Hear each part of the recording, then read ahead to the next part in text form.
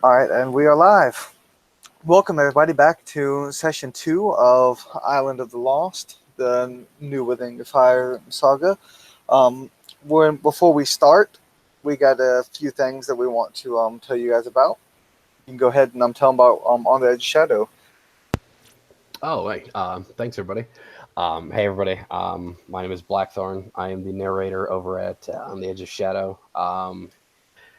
It Our weekly game starts at 8 p.m. Central Standard Time on Wednesday nights, and it goes till about 11:30ish that night as well.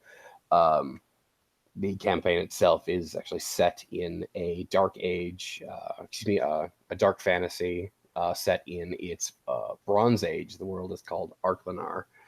Um, that The world itself is kind of based on a theme of the light versus the dark, kind of in a kind of an ancient eldritch horror kind of conflict where a lot of a lot of conflict between like the mortal realm and the fey realm while being assailed from the shadows by some unseen, unshapely form. It's a pretty unique blend of themes there. I would absolutely love for you guys to come and hang out with us on Wednesday nights. And my two newcomers.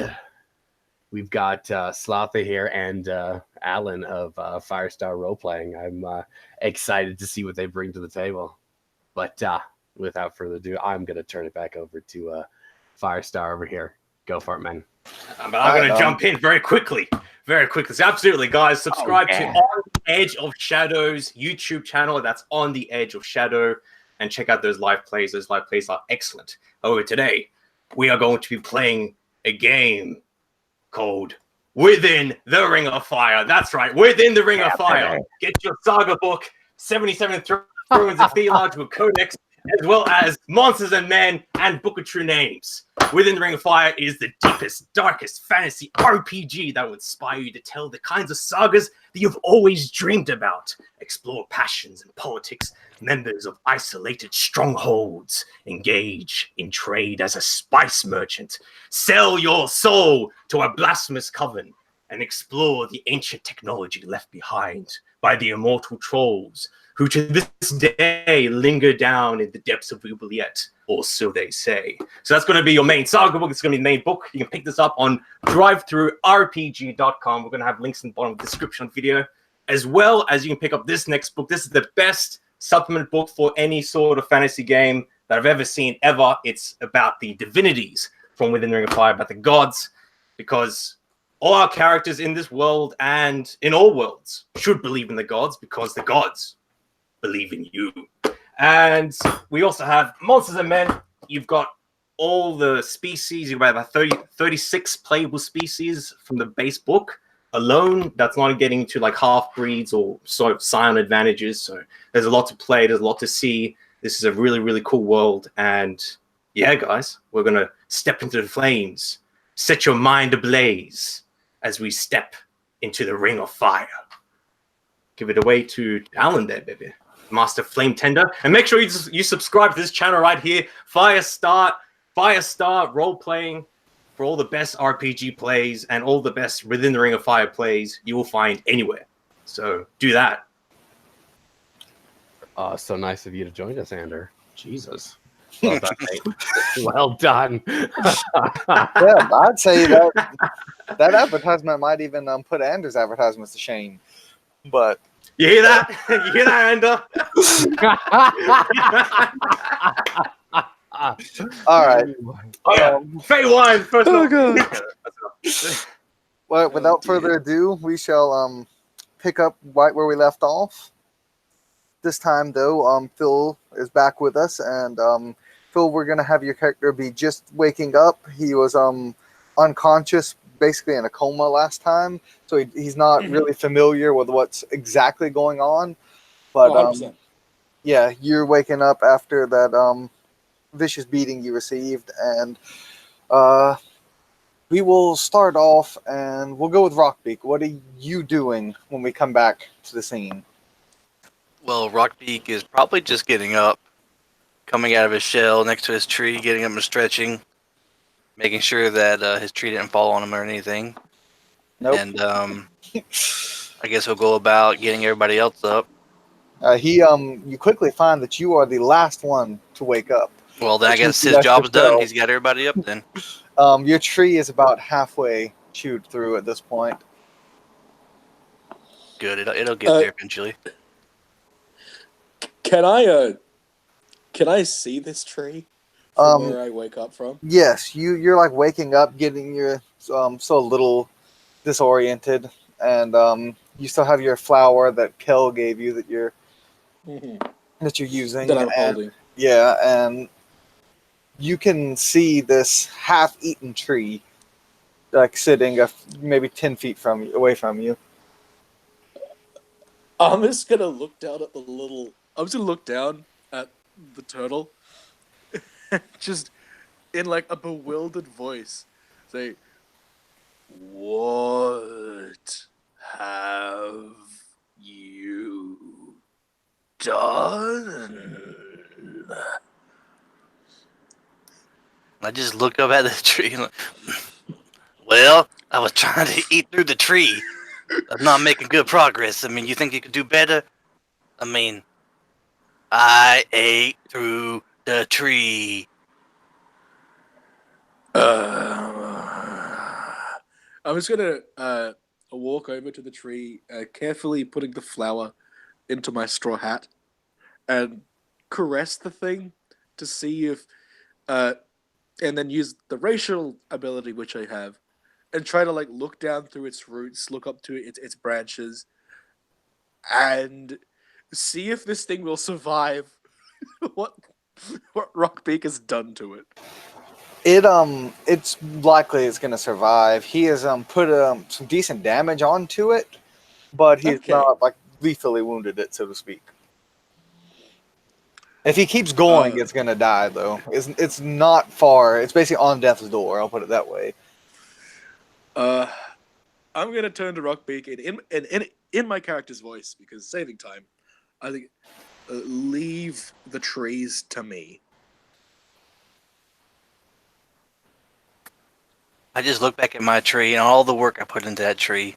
But then I look back at that other tree and I'm like, well, I mean, he is an actual tree, so.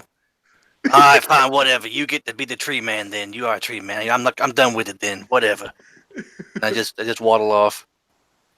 I'm just gonna look back at this poor tree which got mangled to shit, and just be like, "Oh, poor darling." Oh no. What sort of tree is this? Is this a pine, oak, like They're, a palm palms, tree? weren't they? Yeah, it's a palm. A palm tree? Yes. You can't carve anything out of a palm tree. No, it's they don't make good wood at all. Rockbeak don't know these things. A tree's a tree. He just start eating it. Oh, poor Cal will darling. be walking by at this time, and he'll just shoot a sarcastic look to our tree companion. The palm was talking shit, and just sit down next to Rockbeak.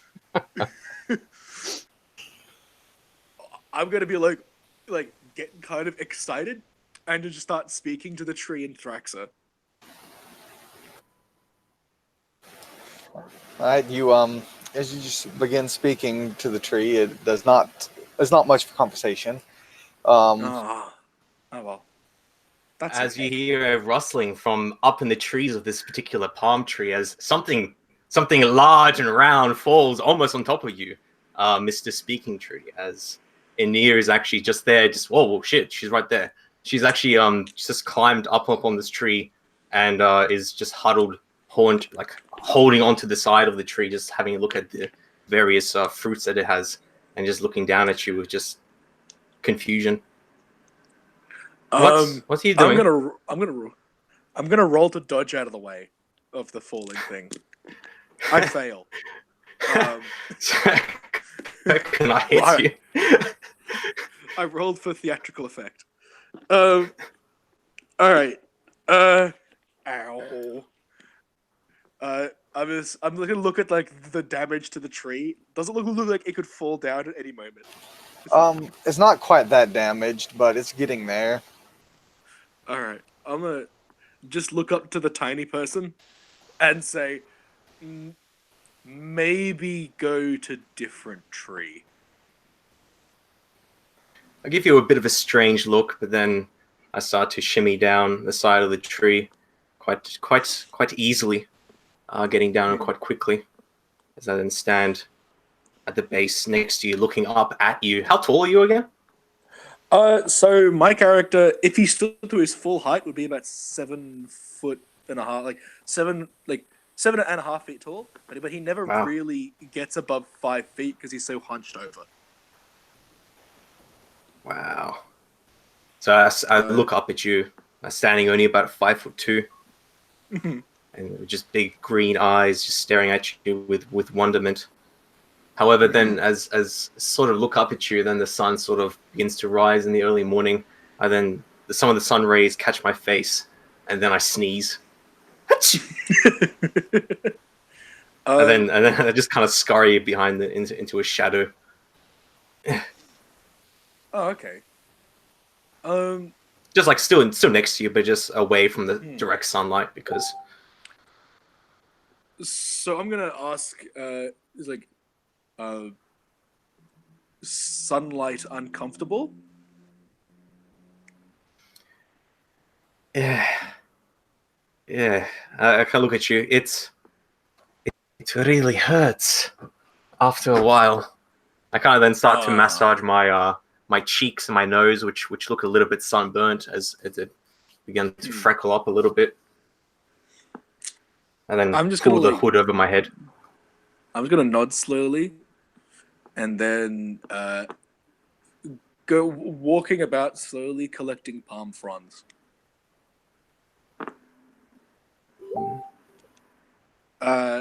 And in time, I'd like to make a weaver roll to see if I can weave them into a hat for the little person.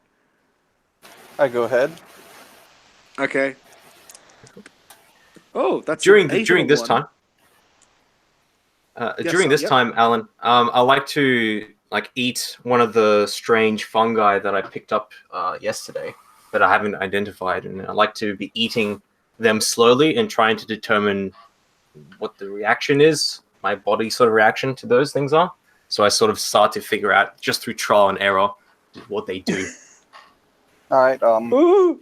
We'll let that happen without any roll, and by the end of the day, I'll tell you what you've gotten from the herbs you've collected. Sure thing. What is everybody else going to start doing for the day? They're going about their business. What does Kel and Rockbeak want to do? Rockbeak goes over to Kel and hands him the dagger back and it's like, hey, I'm not good with this thing, pretty boy. You take it. I'm better with my beak anyways. Ah, fair enough. Are you two still very hurt? I look over towards Rockbeak especially, who has now on his shell the various band-aids and sort of ointments that were applied to him, but were very ineffective because they're on Yeah. his shell. He he just looks at you with his one eye, basically like, the fuck you think? The fuck you think if I'm hurt? And he just like scrapes some of the paste and everything off his shell and the band-aids and start like putting them on his hand and everything. I want to make a barber roll to see if I can actually, stop from getting an infection and dying. You can, if you want to make a barber roll, by the way, to try to tend to your wounds, is going to happen over the course of 8 hours. That's fine. I just want to like wake up and then like put this gunk on my stump finger and like wrap it up with a band-aid or whatever bandage that was on my shell, and then we'll just see if it actually helps or not. All right.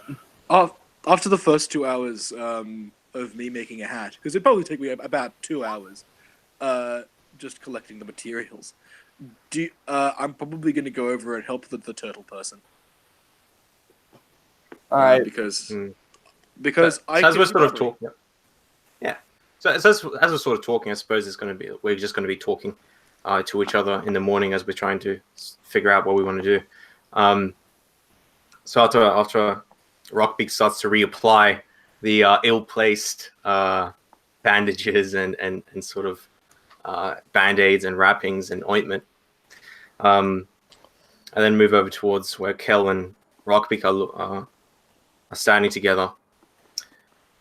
What are we going to do about the giant, the great one that was here when we were taken? The terrifying monster. Giant? Yes. I'm like kind of confused. Ooh. Yes. Troll? And I get really excited. What? Where? No. What? I can't look around. You getting excited? I look really, really, really scared now. Looking around. Oh. What? Don't worry. Then like I just No, start to picking palm fronts. No, the monster, the huge son of Mul of the mountain, ogre from yesterday. Oh. He said that we are to give him tribute or sacrifices or something like that. Those are called ogres, O'Near. Yes.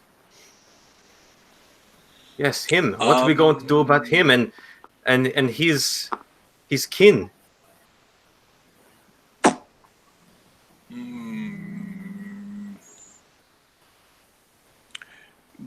Yeah, in my character's voice, give them what they want.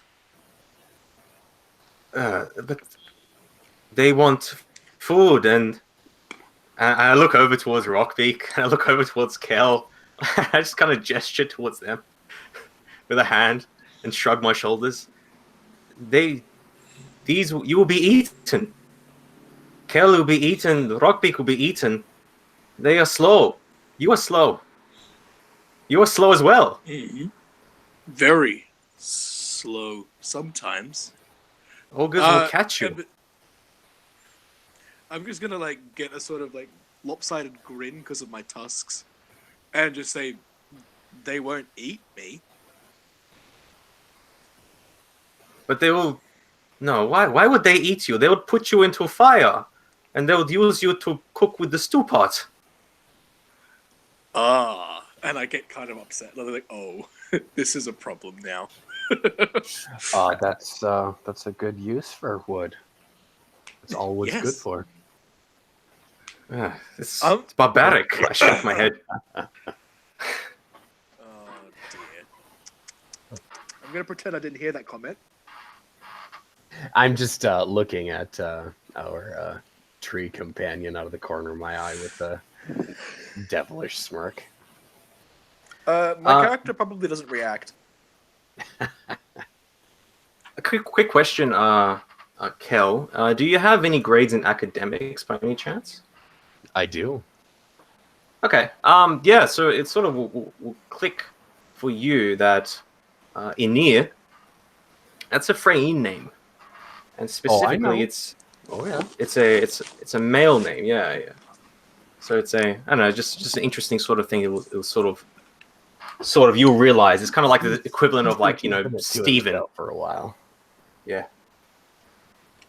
Cool. Very cool. Nice. I kind of look around.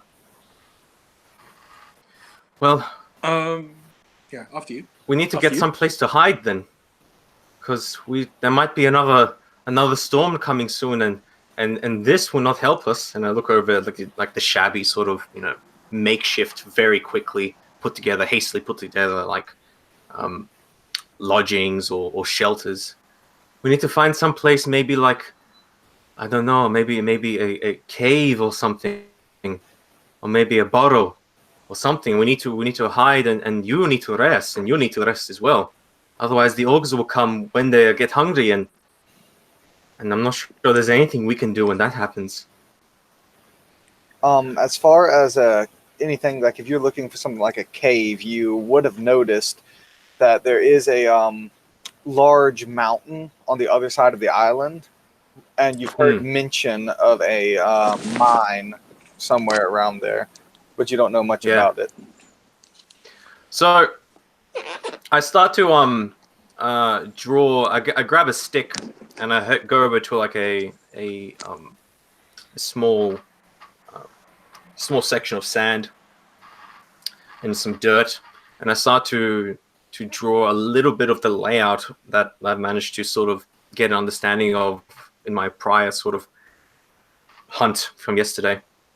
As I was sort of looking around and doing some scouting and stuff, and I got the forester sort of thing, so I'm starting to get a little bit of an idea about the layout of the map. So of this island, but nowhere near enough. I've only been out for a day, so I'm just drawing like some strange sort of primitive pictures on the ground. I saw that great island, or the mountain, the great tall place, the stone tree over there, and I think we are over here, and the coast is there. And I just cross a line in the sand where there's going to be the coast. We need to find a place where we can hide, multiple places, many places we can go to. Just one is not enough.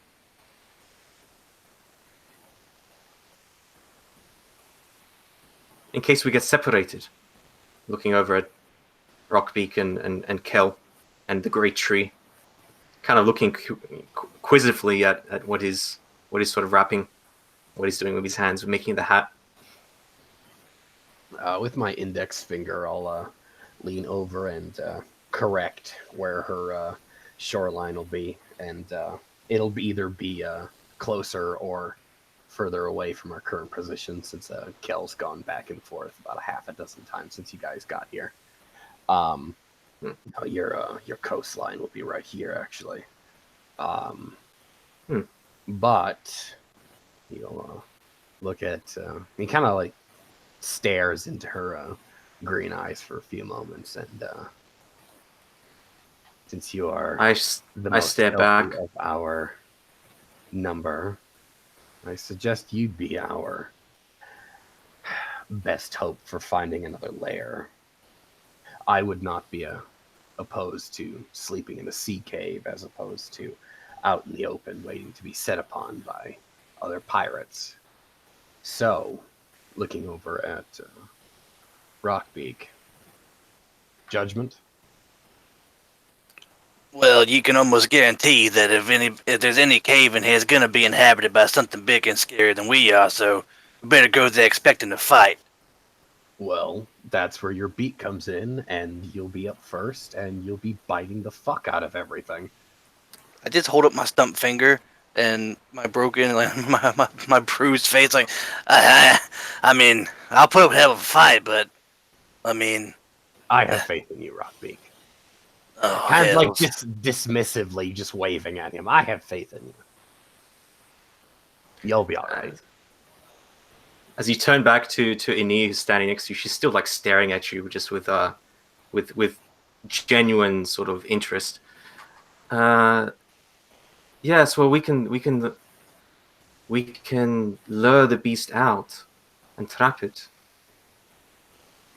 If You there have is such to a find beast. said cave, so Oh, of course. he'll give you a winning smile, and well, no time to lose. Off with you then, my dear.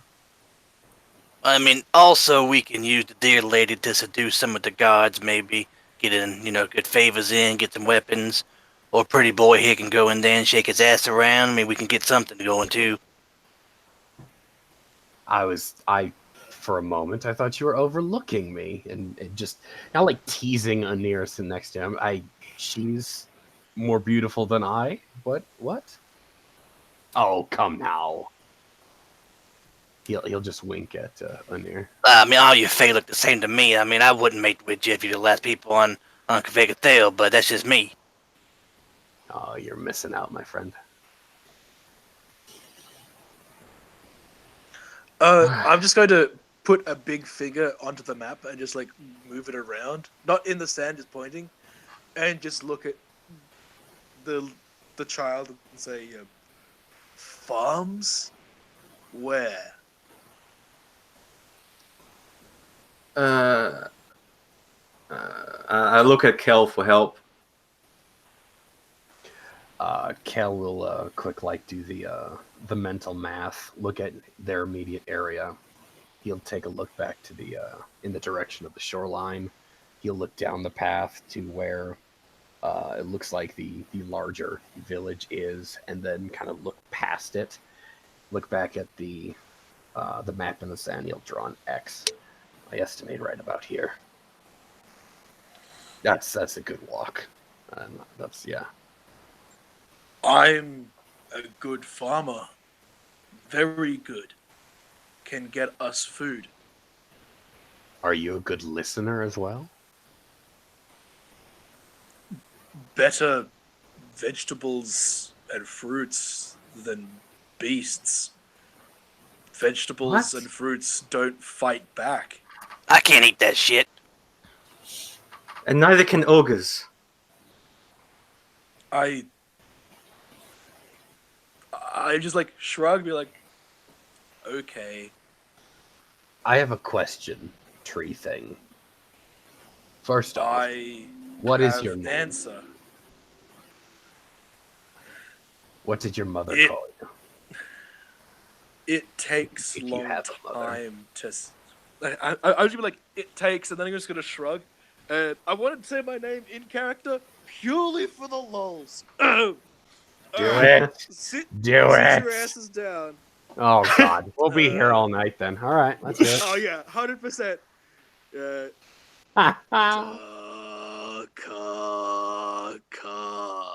Keys, chi, chi, chi. Dazazea's tits. That's a long name. Bim, chi.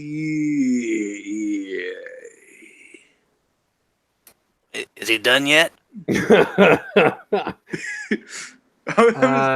got I a was be like- nickname? I was gonna shrug, be like, duh. All right, duh. Da Kochi Bichi Chi Bia Makia. Tree man, yeah, got you. I'm gonna give the little person a great big smile, and then plop the palm on its head. I made you a hat like mine.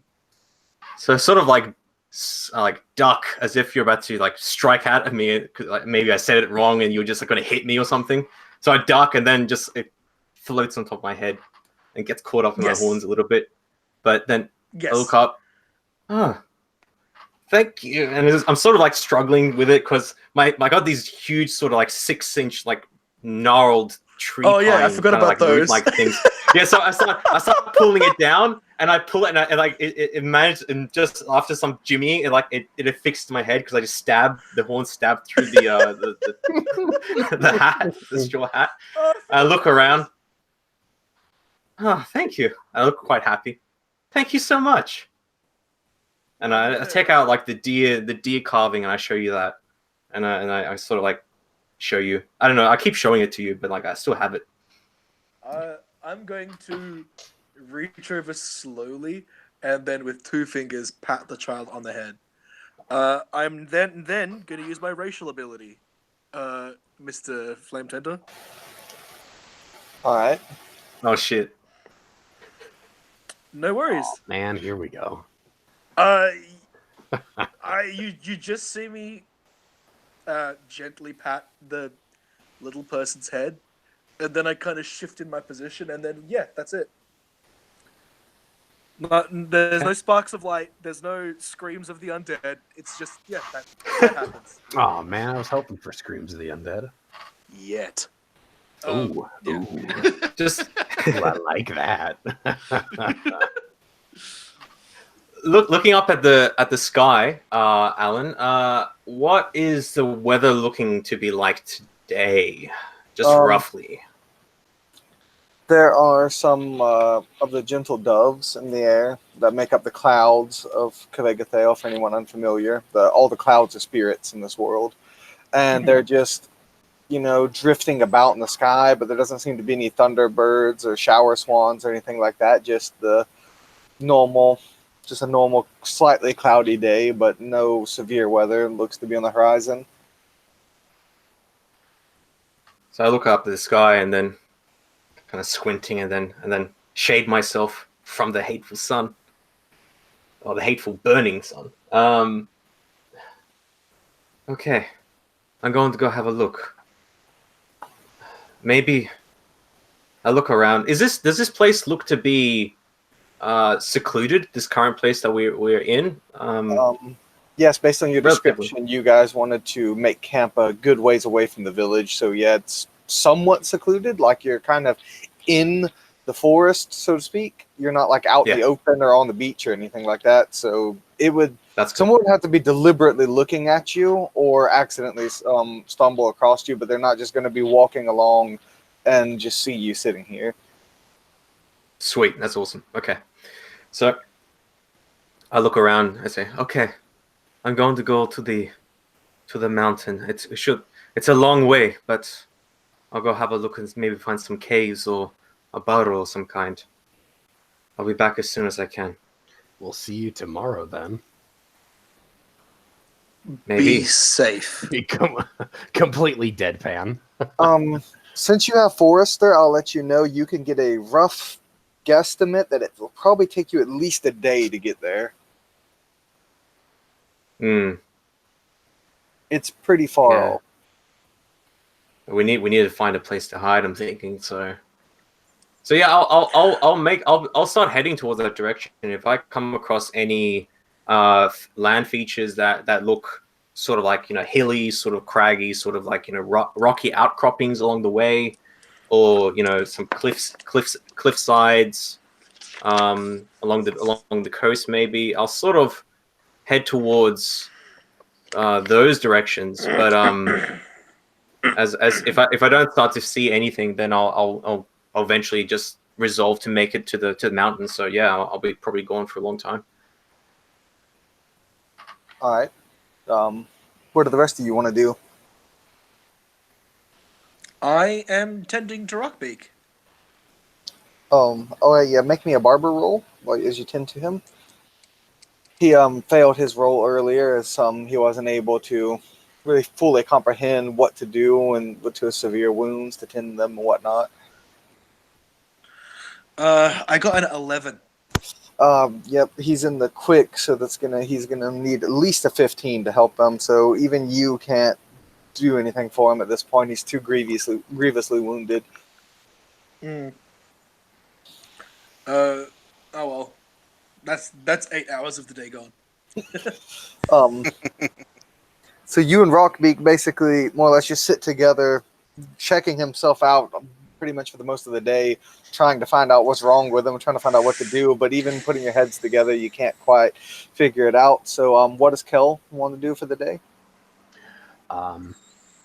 What he's gonna do is he'll walk with Anir to about the edge of the farmland, because the way I'm picturing it in my mind is it would be the path that goes into the village, and then beyond the village is that mass plantation area, and then beyond that it's probably trackless jungle. And Yeah. Okay, so Yeah. what I'm gonna do is I will walk with her to about the edge of the plantations. Probably just chit chat and small chat along the way, and once we're out of earshot of just about everybody, I'm assuming we're walking into a more populated area. So he'll kind of shoot a look down at her and say, "So, who gave you a Freudian name?" Oh, my name. Yes, My mother. My mother gave it to me. It belonged to my father. And this as well. and I show you a sort of motion to a medallion brooch that's on my tattered green cloak, God, sort of like a I've seen carving. that before. All right. Yeah. And from what lands did he hail from? He's kind of got a. I'm gonna ask anyway, but I'm assuming I know the answer. He hailed from the land of the sun that borders on the forest where I'm from. That place. So he was a Freyin as well. Yes. Yes, he was. Did he die in battle, or was he? My mother killed him. Oh, I say deadpan. oh, well. And her sisters. Was he unfaithful? He's a little uncomfortable at that. No, he was very worthy. Worthy enough to survive. Long enough.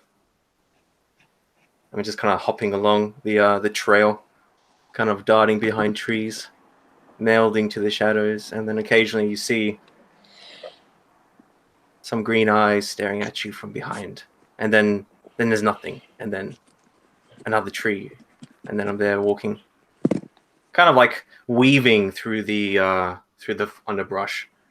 Definitely not taking straight path, but if you were to walk straight, you would sort of you sort of get to you'll be able to get to places reasonably quickly. But I'm sort of weaving through and still maintaining a very steady pace. Making sure not to leave any tracks, especially. Fair enough. Yes. And what about you? You are far from home as well, I take it? And Yeah. why are you like that? And I point towards your head. Your This. your hair is like He just the fire. Oh, it's this is a gift from Morgul. I was born on the day of fire. My mother told me that I came out with a full head of red hair, and it's just been growing ever since. I look kind of sadly at you, and at that, I'm so sorry. He just smiles, and he's logging that away as probably culture shock. What are your people like? I have never seen such a thing as yourself. I mistook you as a satyr before, but you're much more Yeah. vicious. No, I'm not. Things. I'm nothing like a satyr. That was ridiculous. Well, I kind of look a bit disgusted, slightly. Kind of like squint my eyes. No, then correct me if I'm wrong. My people are of the Darkwood. In my language of Ajira, we say Babanshi is the name. You're too small for a Mihangi. I am not that. I am definitely not that. And I sort of narrow my eyes at that and stop and kind of look back at you, staring kind of slightly fiercely at that. I am nothing like that. He stops in his tracks and slowly, kind of a devious smile. What do you know of them? He again. What do you know of them? That smile slowly paints its way across his beautiful features. I have had run-ins with Mihangi a handful of times in my youth. Eyebrows shoot up at that. Really? You? Really? I then look you up and down a bit, definitely a bit impressed. You are but a lamb to them, to the wolves. You are Freyin. You are touched by gold and tainted by its touch. You fought them? I may be made of sunlight and gold, but I still have teeth.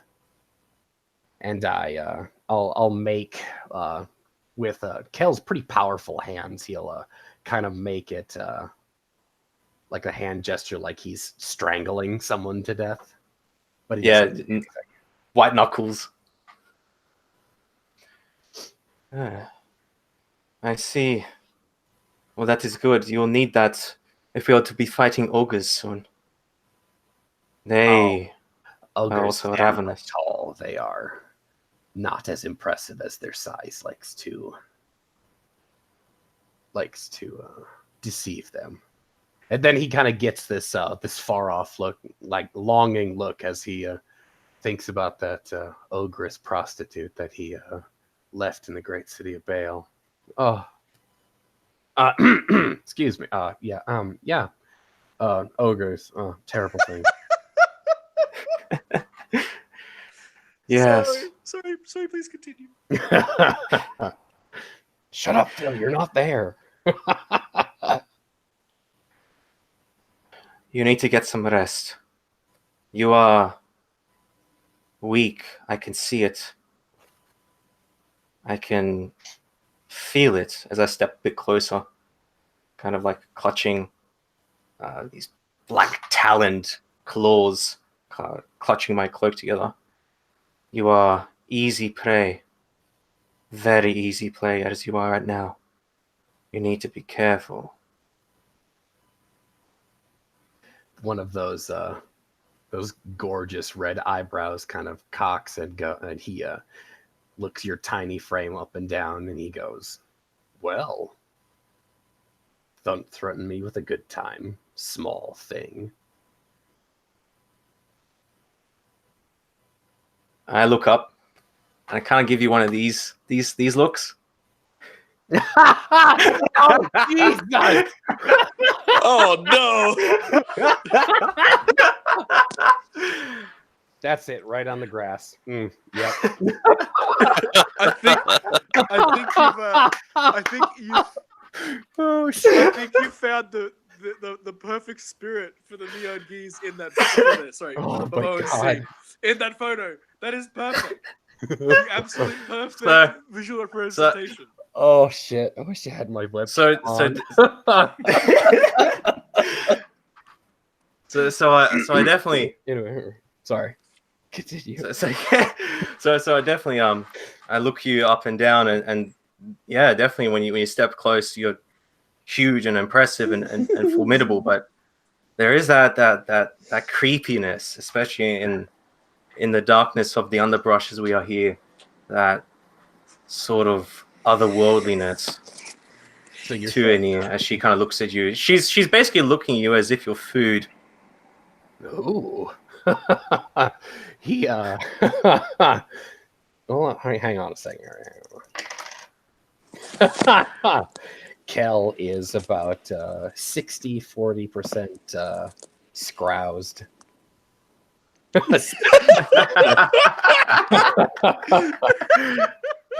He'll just bend over and just I'm gonna use the rest of his passions here because Kel is mostly twisted. He'll bend over almost to get a few inches away from her face, and he'll say, "You are ill-equipped to take it all, small thing.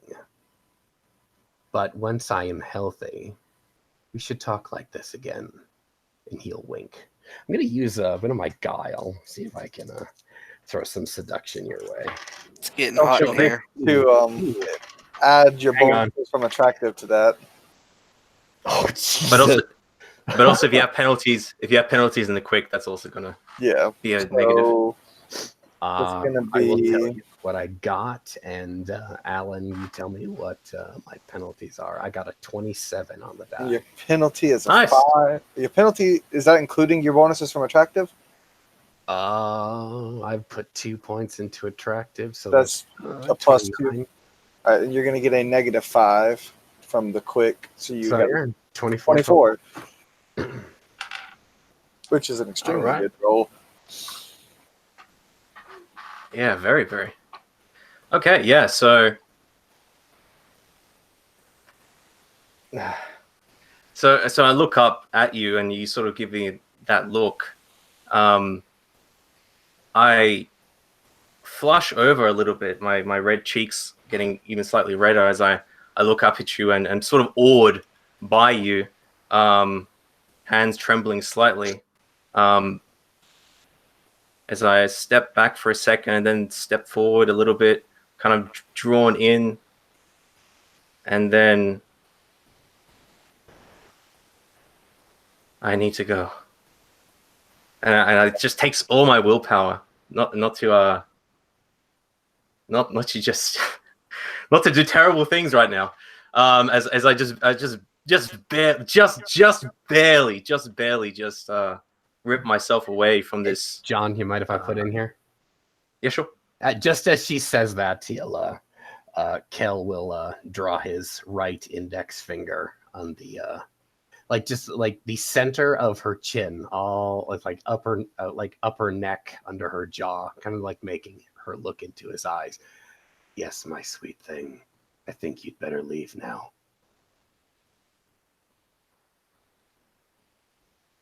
And he'll take a step back, just watch you leave. I then slowly, like as you draw my that finger, I take it, I kind of gently clasp it with my hand, and the claws kind of like brush against your skin slightly, as I then push you back slowly, so slowly, so slowly. Like you can tell it's just you go crazy inside. Yeah, you probably do. It's. I get you.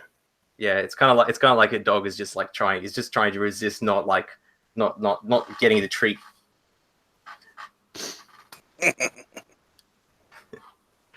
So I meld back into the shadows and very quickly disappear as I make my way my way out, looking for burrows and places to hide, and a bit distracted at the moment though, that's for sure. I'll wait a good, Alan. I'll wait a good 5 to 8 minutes, like no more than 10.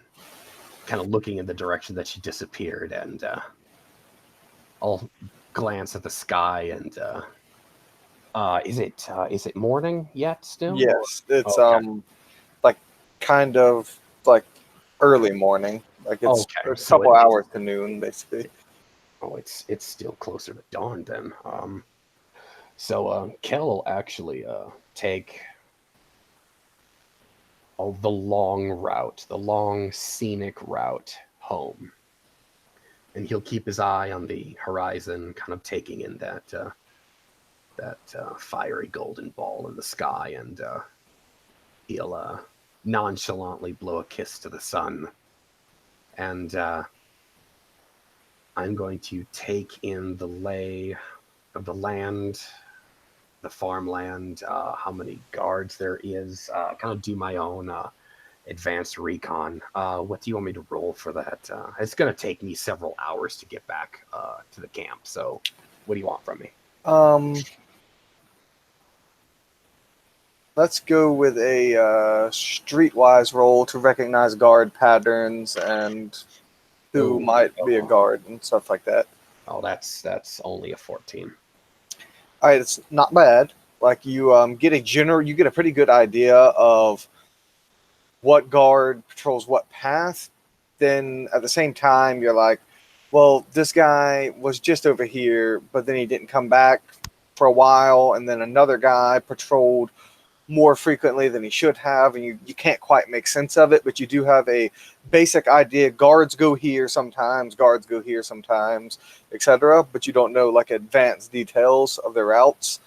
And you also take note that there aren't exactly a lot of farms. There's a few small farms that could barely be considered bigger than a garden, and they vary from size to very large gardens to on the smaller end of like a single field of crops and stuff like that. But there's one farm in particular that you would actually be able to call a respectable farm. and it doesn't seem to um, have the traditional guards that you've seen around the village around it. Instead, it just has a massive amount of workers there, more so than any other farm you've seen so far. And you can see there's one satyr who seems to be overseeing the whole operation. You make him out as the overseer. He's going around talking to different people, directing people, etc. He must be the taskmaster then. All right. And that's the only farm that actually really looks like it would have much in the way of value. The other ones are small, maybe manned by a few people at best. Okay. So just to update my own character and player knowledge, I've been calling this kind of like island plantations. So these farms are like more so just big gardens than anything else. Yes, all except the very important one. information. Yes, all except the one. The one is actually a genuine farm. How many workers are on that one? As just I'm passing. I'm not going to approach it, but You I see, right now there's about 10 people. Not all of them are necessarily in the field, but there's about 10 people plus the overseer. okay. How many of which are Frayne? Probably say a good 5. Okay. Male or female? There are 3 males and 2 females. Okay. About how many Fae in total have I seen so far on my walk? You've seen quite a few. There are dozens, probably, like if you walk near the village, because there's a few thousand people in this village, and the vast majority of them are Fae. The primary being Faein, with a strong secondary being ogres, and a healthy minority of satyrs. Okay. So yes, there are quite a few Fae around. All right. So the guards don't necessarily have disciplined patrols. It sounds like they simply walk wherever the hell they wish to. Basically. Okay. That is very dangerous for them. Yeah, that'll be enough information. Yeah, this right now.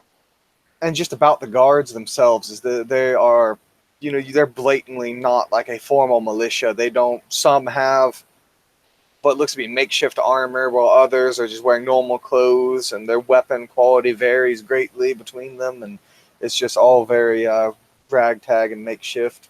There's not anything even near formal. What kind of weapon, to Kel's memory, was Rockbeak wearing when you were on the ship? Not wearing, what was he wielding? His primary weapon was a spear. Spear, okay. Do I find anything pole arm like that's iron on the way? I'm not stealing anything, I'm just making mental note if they're here. Yeah, you see one or two of the guardsmen have some spears that seem to be iron tipped. Okay. And now for the dangerous question. Are there any particularly stupid guards who have set their weapon down and walked away from it? No. They're the guards that you see where you're walking right now are just in the middle of patrolling, and none of them have stopped or rested to set anything down. Okay. I'll peck my way back to the camp. All right, and while the two of you were away, Phil and Grant, I would like both of you to make me perception rolls. Oh shit, we're dead, Phil. You can choose that's fine. sight or hearing, whichever one you prefer if you have a forte. I choose sight with my blindness. All right, let's go. Perception, hearing. Dumb Motion as an plus three, oak. so- I use Sorry. hearing as well. All right.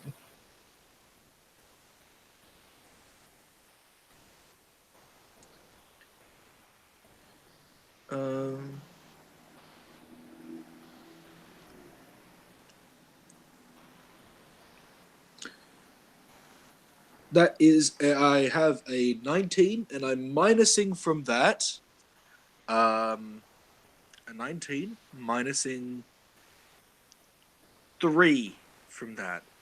So it is a 16. Because I heal very quickly when I'm in the quick.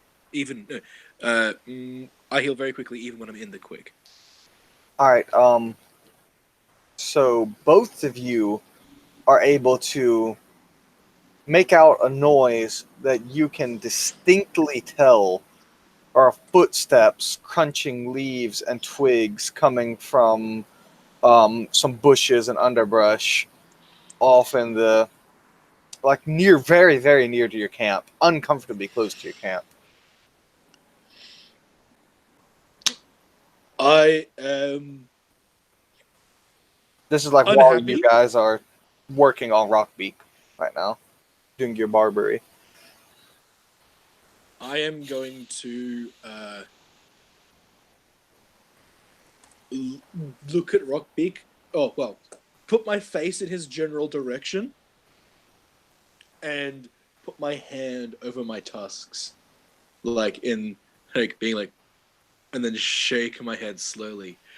I can tell how far away my little child friend is, yes? Yes. At this point? Alright, so how far are they away? They are very far. They're a good almost, let's say, over an hour away from you at this point. That's not good.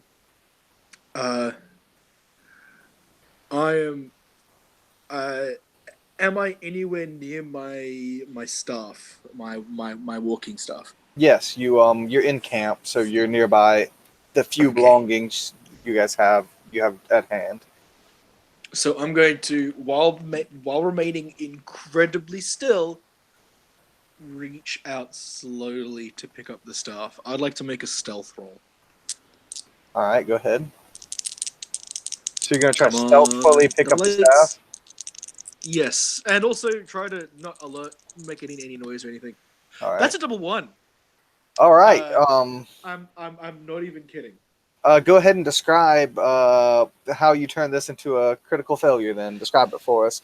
And remember, the more entertaining you make it, the more XP you get.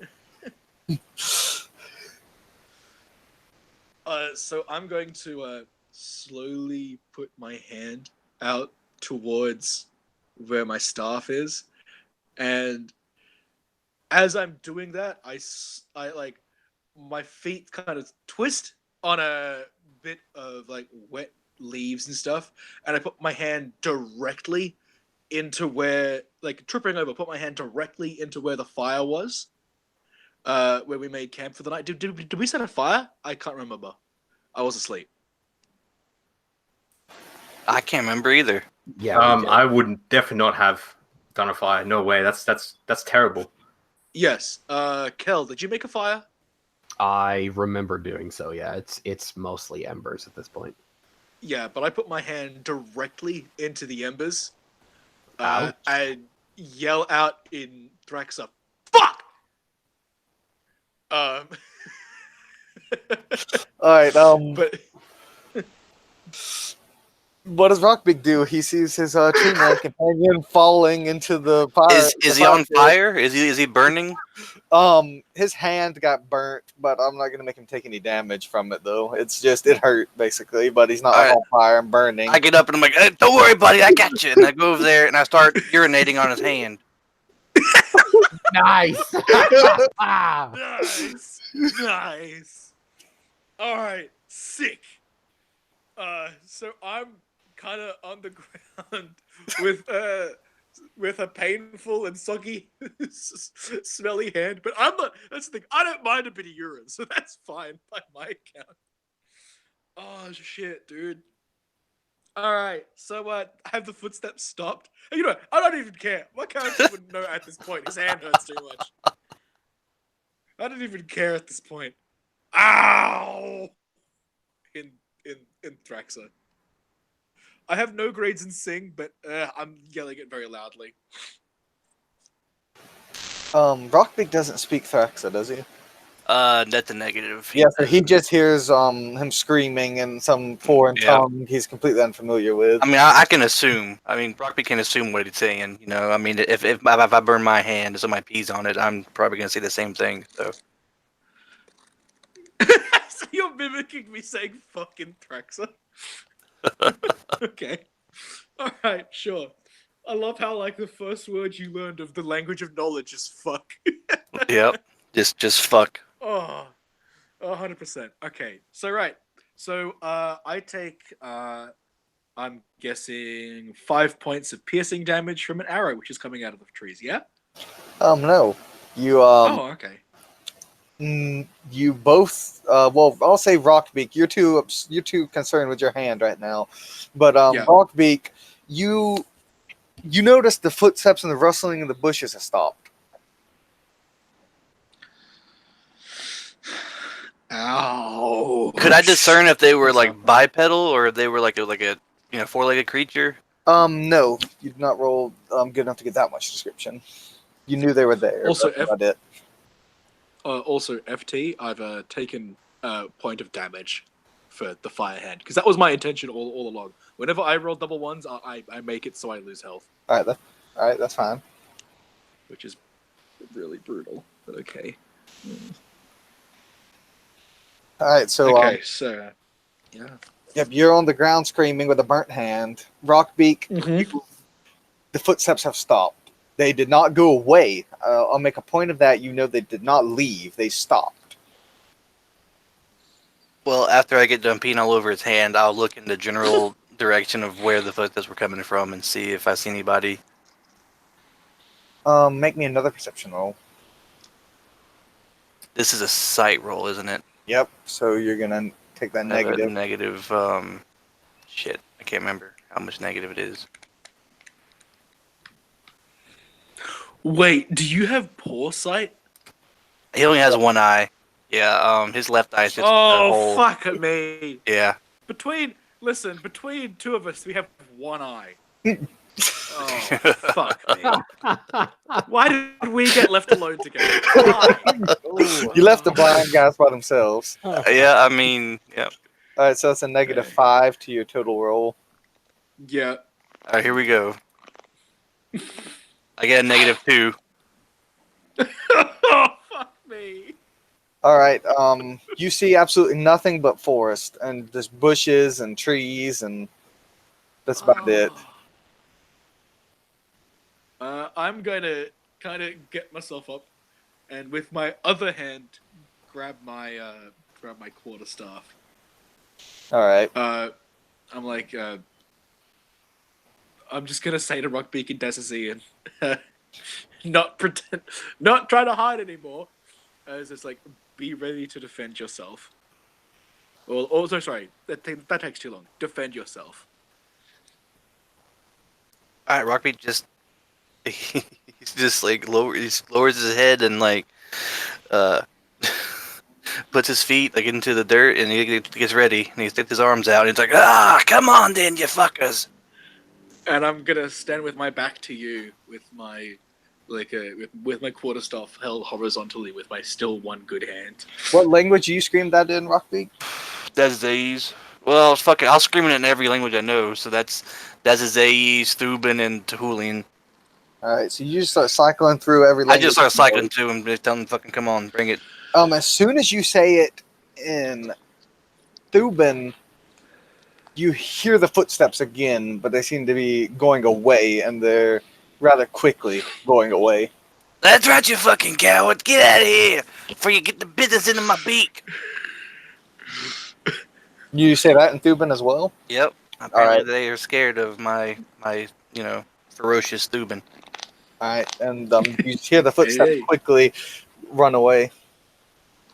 You still can't quite see them through the underbrush and everything in the trees. I look back at my tree companion like, I guess they're scared at your thorns, which they should be. They tucked tail and ran, so we should be good for now. Flame Tender. I'm going Yes. to, with my good hand, put my hand on your shoulder, bring my face close to yours, and just so it's like so the tusks aren't in your face, and like slowly just say, ow. Because my hand really hurts. So, Alan, where am I in relationship to this encounter? I'm assuming there may or may not be someone trying to run past me down the trail. I was actually considering that, and I'm gonna have you roll 2d8 straight, basically, just a random roll to see if they pass you or not. 15. All right, they as you're walking back, you are going back to your camp, and you see someone burst out of the underbrush, and it's something that you have definitely never seen before in your life. Ooh. You see, he has a whole mane of quills that sprout from his head, and it runs down his spine and across the undersides of his arms. You see their fingers end in long claws with a long whip-like tail from the base of his spine and a hunched posture. He's about 5'8" and completely hairless. He has thin lips and a slightly bird-like nose with a cream-colored look to his skin with a yellow tinge. As this creature running as fast as it can. What's your speed? Oh my. Where is my speed? That'd be a 14. You have a 14 speed. Okay, perfect. He's running about as fast as you. He's not, maybe a little faster, and that you could run. And he just runs and he bumps into you, like his arm hitting you as he bursts out of the underbrush. You have no idea what this strange creature is, and he just bursts out of the underbrush and bumps into you and just keeps running. Well, I'm going to assume that I heard him coming before I saw him, correct? Yes. Okay, so I'm going to stop us here for a few moments. I would have gotten myself ready, and once he burst out of the underbrush, I would have steel chaired him in the chest. All right, go ahead and make an attack roll. I'm going to drive my enormous heel through his sternum. Oh my god. What'd you get? Yes. Oh, double eights, right? First combat. Oh yeah, baby. All right. Knockdown. All right. Yay! They explode. Don't forget, all 8s explode. Oh god, we're gonna kill Sanic. Unless you roll a 1. Okay, all right. Hang on a second. All 8s explode regardless if it's a crit. Yes, it's just any 8 explodes, but if you roll a 1, it suppresses it. All right. Well, here I got another. And 1s aren't added to your total. So just keep rolling until you stop rolling 8s or you roll a 1. All right, I gotta add this shit up. We're gonna be here a while. And there's no limit to how many times the 8s explode. I think the highest I've ever seen was like an 84 on a roll. It's prestigious. I am using. That is a 42 on the heel in the chest.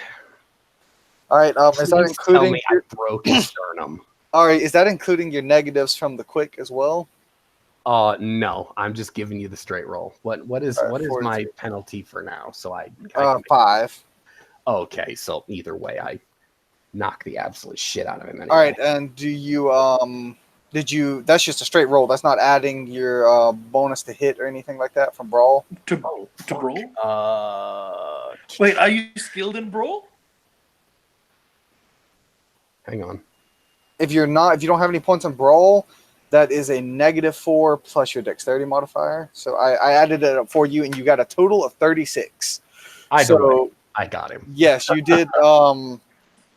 You knock him down, and you do 5 additional damage on top of your normal brawl damage. So that is going to be a 2 just for your base brawl plus your strength modifier. Are you going to do 11 damage to him? You knock him and a knockdown, and you completely knock him out. So go ahead and describe what you do. As he bursts out of the underbrush, what do you want to do to him? You just completely decimate him. You knock him onto the ground, he's out cold. or Oh. dead, even if you want to kill him. I hear this moving in the underbrush, and I'm just a little absent-mindedly walking down the path. As soon as I see this moment, back to that instantly predatory brigand instinct here, where my right hand immediately went for that stone dagger, but I saw movement come out, and I just went for the right hand front kick to. I just assumed it was humanoids. I was gonna for the breastbone there, and so once my golden foot connected with his chest, I probably heard and felt no small amount of popping and crunching as the impact landed, and once I forced his ass into the sand, I kind of growled, "Where the hell are you off to in such a hurry?"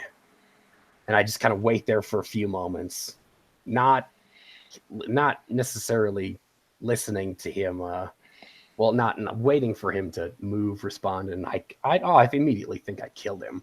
So I go and check if he is indeed breathing, or if his heartbeat is there, which I'm assuming is there. Yes. He's just completely out cold, at your mercy. I am going to ransack the absolute fucking shit out of this guy. He is uglier than goddamn sin. I'm going to take his fucking shoes. He's going to be He's naked. actually naked. Oh, good. Then I'm going to gild him. Guild! What the fuck? But Fuck me. yes, he's naked with no weapon. Oh, well, that's fine. So I don't have anything to ransack then, son of a bitch. Yep. No, okay, I'm up there, so I'm not gonna say anything. So, well, here, hang on. I gotta make a roll to see. Oh, shit. You know what? I've never seen something like this before, have I? No. Oh. What does it, I mean, can I assume that it is something close to something that I've seen? And that's kind of just where my character's got like going mentally, kind of taking in its features. It's bird-like. You have that much, but aside from that, you fairly certain this thing's not Fey. Okay, right. It's not exactly hideous to behold, but it's definitely not beautiful to look at either. Oh yeah, no, he needs. Kel is a little on the vain side. No, he's uglier than fucking sin. Oh, you know what? I'm just gonna cut his throat. Fuck that shit. He's ugly. All right. So you just slit his throat. I drag him off the path into a bush somewhere, and I cut his throat. All right. My character is assuming that he was coming in the direction of our encampment, so he's yes, he was definitely coming from that direction. His Kel's logic is mostly, well, I don't need these people, or I don't need this ugly thing snooping in and around my companion, so I got to eliminate a threat. Makes sense. And eliminate it, you do. All right. Also, okay, and I'm up there. I didn't say anything. Oh, no metagame. Come on now. Dead men tell no tales.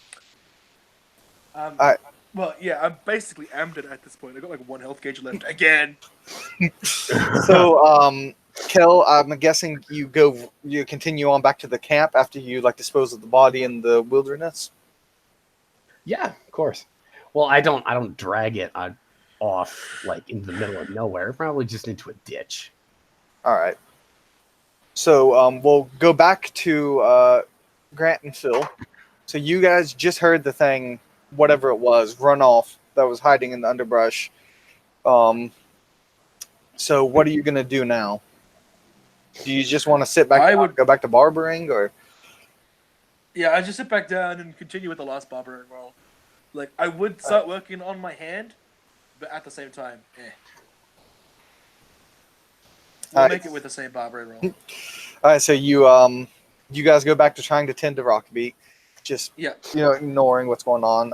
Rockbeak, are you going to just sit there, or you want to? Yeah, go he just sits there. I investigate? mean, he doesn't have much of a choice. He's pretty fucked up. So, and he's pretty confident he's scared off the thing.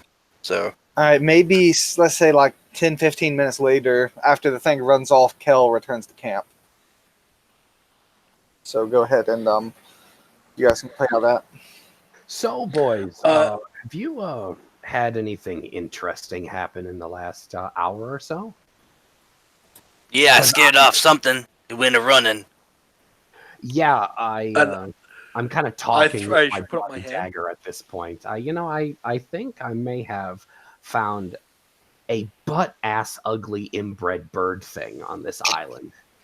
It, by the gods, gentlemen, it was absolutely vile. My character's got a question and say, "Good eating." I would not eat that with your mouth, so no.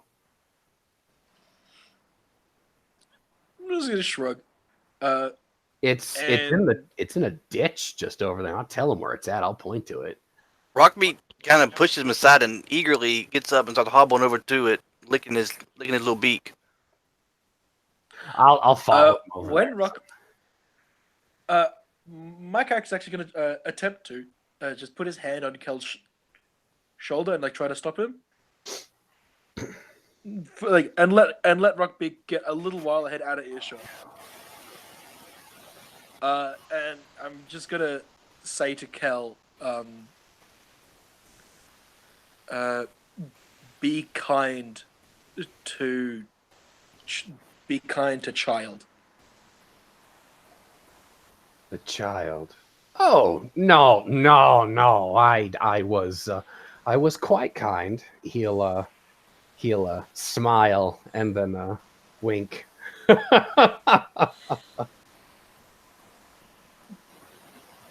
And gentle. I was very gentle. I'm just gonna like kind of frown at you and be like, I saw. Be kind, and then go off after Rockbeak.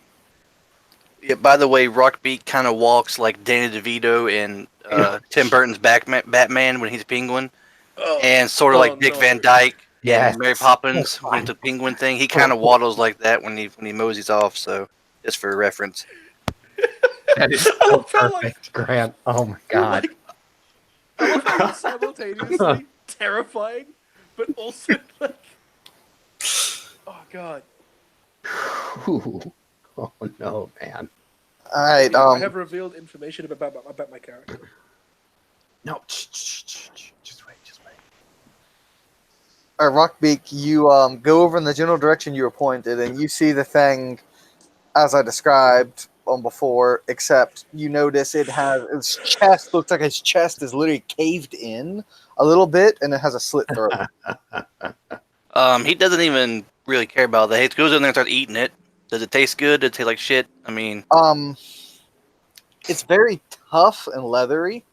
Tastes like chicken. It is now, Rockbeak, be mindful of the skin. We could make some boots out of that. I guess I start tearing at his throat. It's already slit. I guess I'll start eating there all right. as to not damage his hide. give Unless it you- tastes like shit, and then I'm just gonna spit it out. to give you reference about how tough it is, its hide is it has a 1 hide rating, but your beak can tear through that easily. But it just doesn't make for a succulent meal. It's very chewy, but you can rend it with your beak very easily and tear chunks out. But it's very chewy, and it's the flavor of it is nothing like fey meat.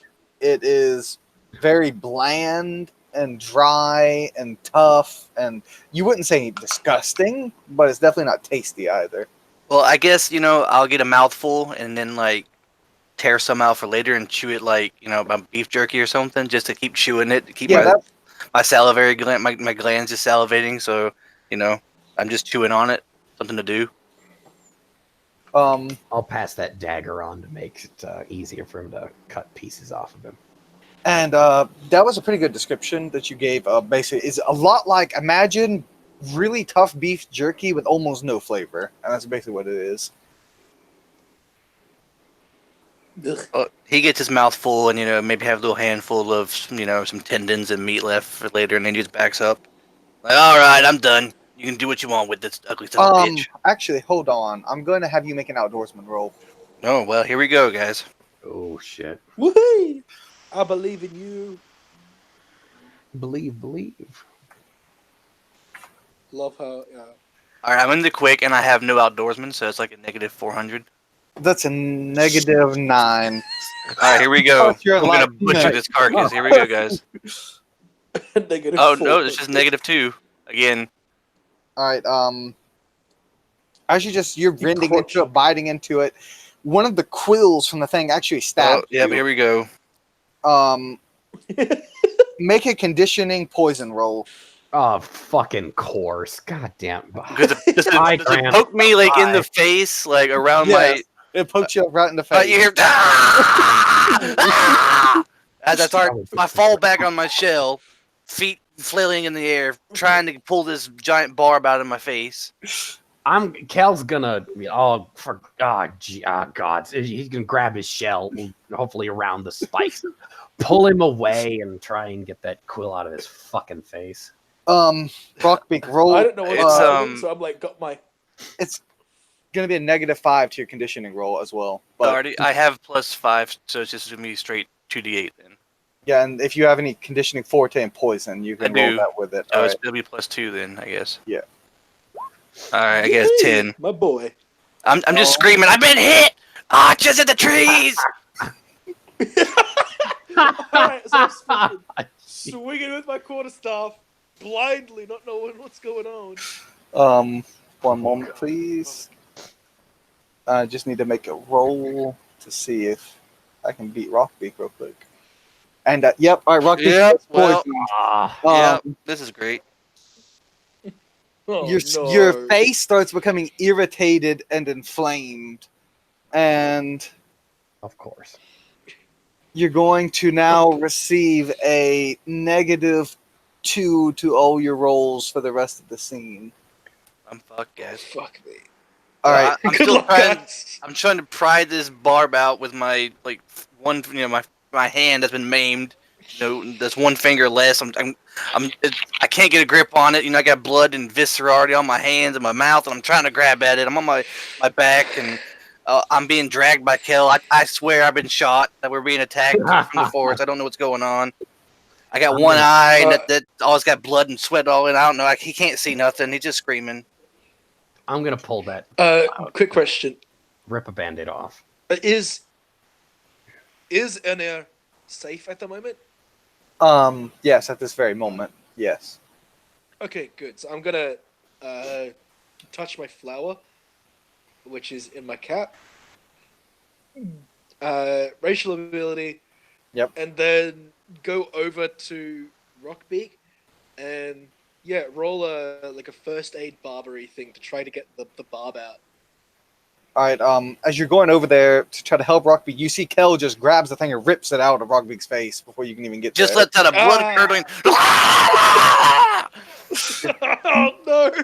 Get yourself together, man. Walk it off, you fucking pussy. Come on, now. It's just a Like his quill. his my face is God. swollen from where it is. Like he's all puffy. Yep. It's like swollen and inflamed, and it's like kind of like the face like swelling up in front of your good eye a little bit, making it even harder to see. Everything's hazy. He thinks this is it. This is it. The gods have finally got him. Oh no! I'm gonna take my first look at the creature, and look at its quills and be like, oh, okay. I'm gonna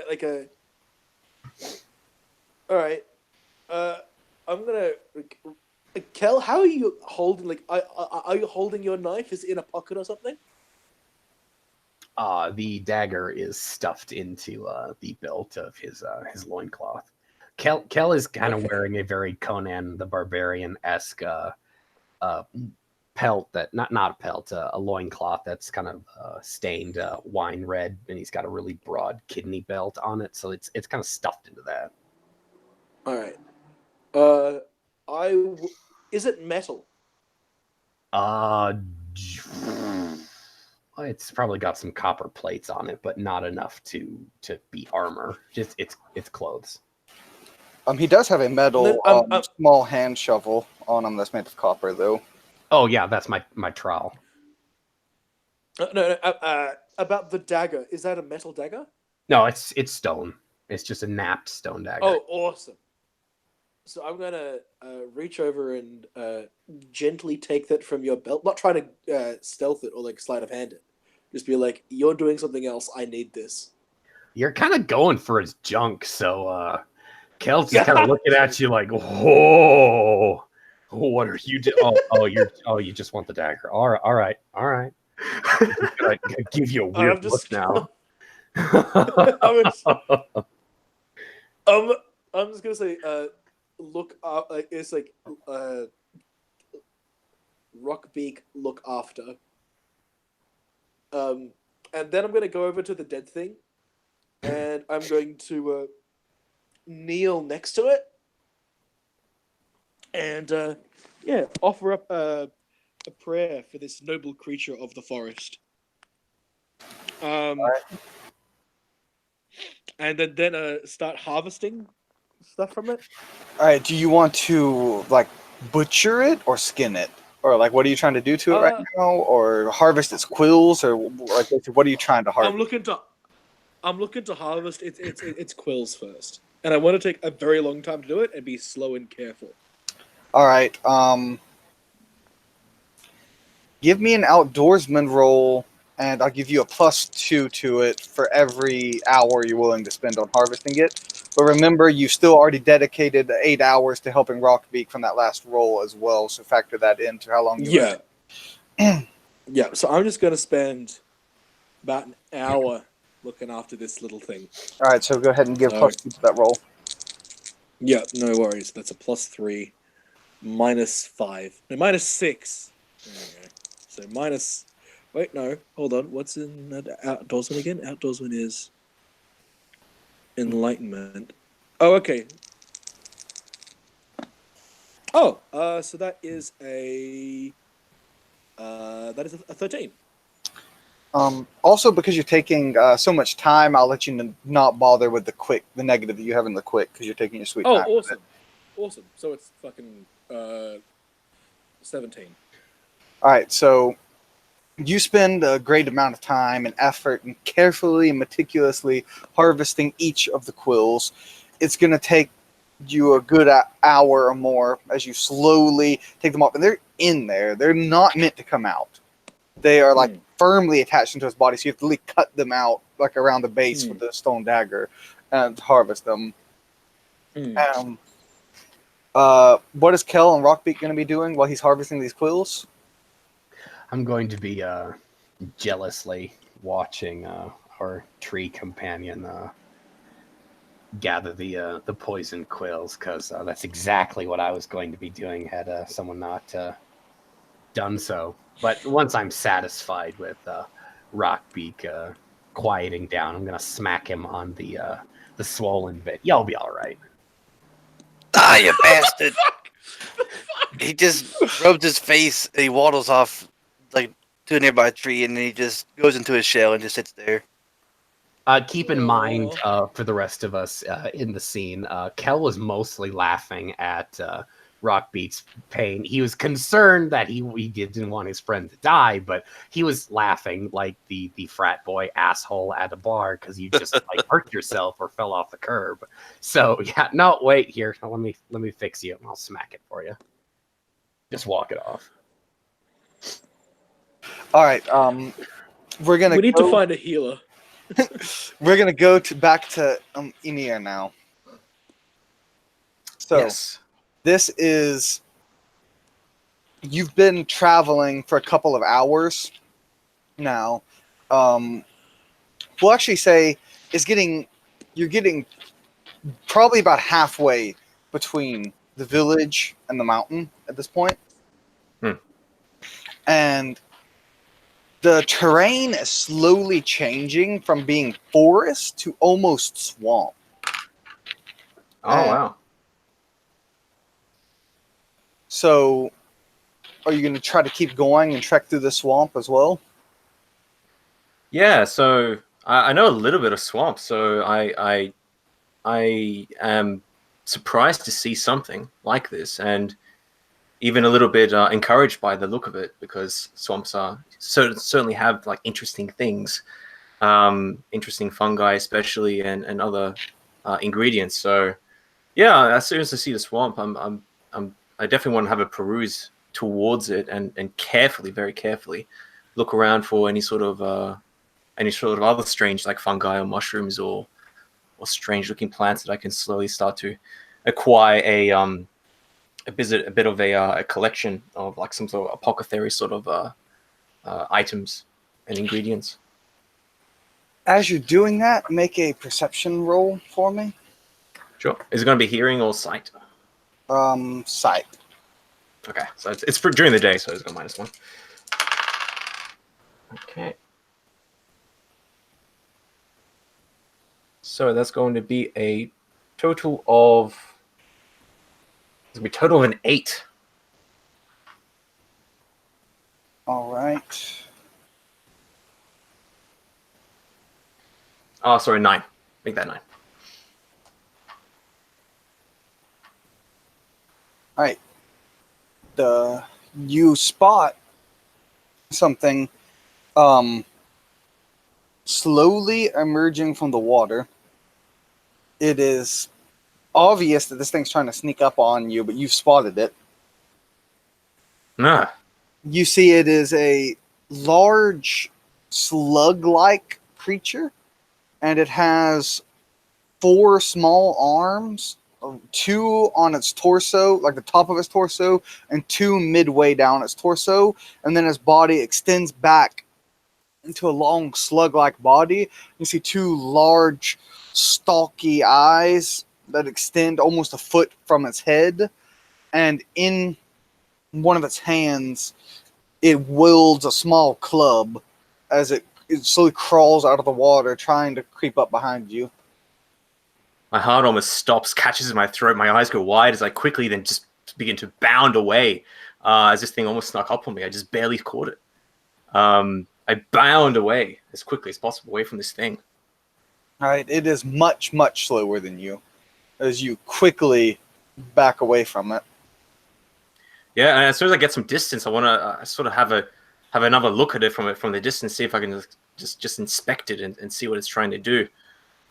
After it notices that studying it. you've noticed it, it starts seemingly studying you as well. Like it seems almost as surprised by you as you do by it. What are you? I call out in Enduran. It just stares at you for a little bit. All And right, then- this thing disgusts me. It's absolutely. I don't know. I'm gonna pick up a small like mud covered stone. I want to throw it at it. See what it does. All right, are you trying to actually harm it, or are you just throwing a small rock at it, or? A small rock. Yeah. All right, yeah. All right, so you hit it, and it like smashes it into its small, strange mouth. Its mouth droops down a little bit, like it extends outward from its head and droops down. And you see, it's like some slime is dripping off of it. You smack it in its snout, and it curls its snout up and like puts both of its little hands over it, and like tries to like swings its club at you, way too far away. Like it seems like surprised and almost confused by getting hit by you. Like it doesn't really, almost seems like it doesn't comprehend how you hit it. And Yeah. Then- Yep. it calls out in some strange language that make a speak language roll for me to see if you can identify this language real quick. Sure thing. Okay. That's gonna be 13. All right, it calls out in the same tone is something you've heard before. It sounds like your tree companion. Like it sounds almost like him, but different at the same time. It's something you would guess it's a closely related language. Yeah. And then all of a sudden, you see this massive creature. It leaps out of the water. It's probably almost 10 feet long, covered in scales. Its mouth is like a good 2 feet long, and it snaps this creature up, the slug thing, up in its mouth. It's literally, it almost fits into its mouth entirely. It drags it into the water. The creature's flailing, beating it with its club, smacking it on the snout, and it starts dragging it off into the swamp water. My just absolute utter horror and shock as I see that. I was just standing there not so long ago. I very quickly start to move away, disbelieving, in shock of what I just saw. I start to move away from the swamp areas, that's for sure, and I begin to move around if possible, trying to head towards the mountain. But now my pace is certainly slower now as I'm looking around everywhere, frantically paranoid. This place is not as safe as I had initially thought. And Does it look as if the swamp sort of was between myself and the mountains I was heading towards? Yes. I see. You would think that if you Okay. want to go around the swamp, it would probably add another day to your journey. Yeah. So this is probably like a couple hours in, definitely. Yeah. In that case, I'm actually gonna.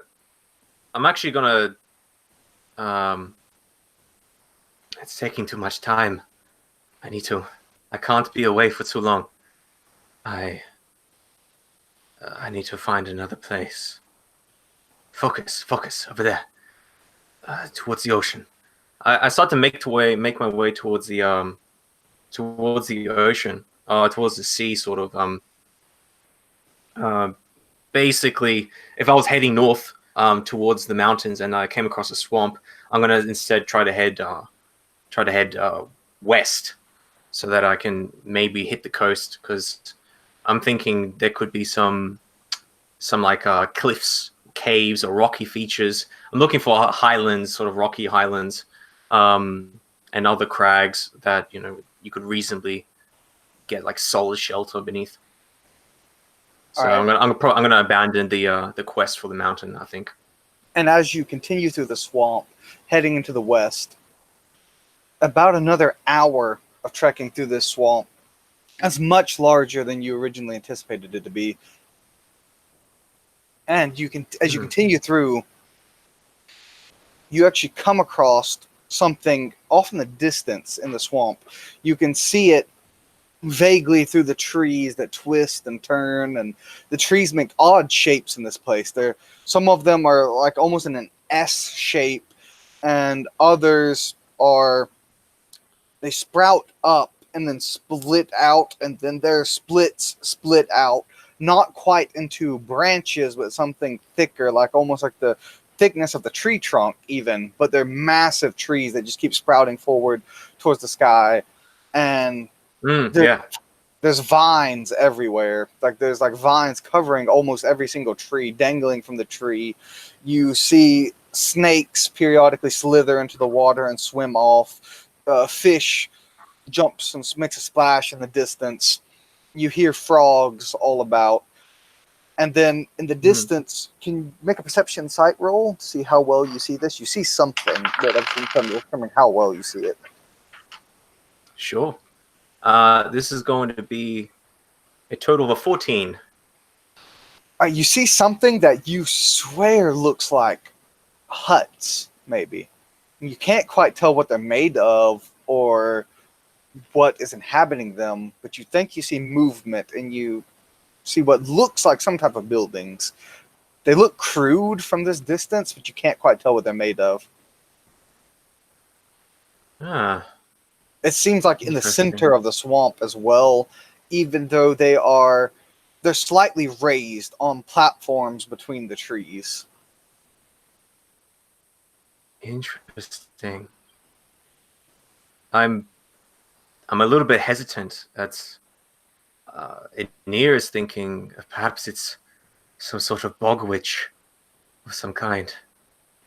I She could be of aid if that is the case. Maybe. I gather some of the vines, as that makes amazing rope. So I grab some of the vines and just tie it around me a little bit, just to carry some of that. And yeah, I want to sneak up a little bit closer to the huts and just not go into it, but just definitely try and get a good vantage point to see if I can get a better look. But I will be hiding as I'm doing this. I want to see what this is exactly. All right. Make a stealth roll. Sure. Hey.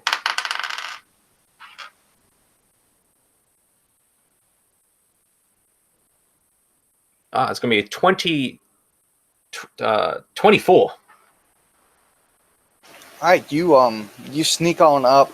You keep to the brush, hide behind tree, dodge between tree and tree, and you get a lot closer now. And these platforms, you notice they're not like constructed as you once thought, but they're actually really large branches from very thick trees that you notice are getting more and more prevalent the deeper and deeper you go into the swamp.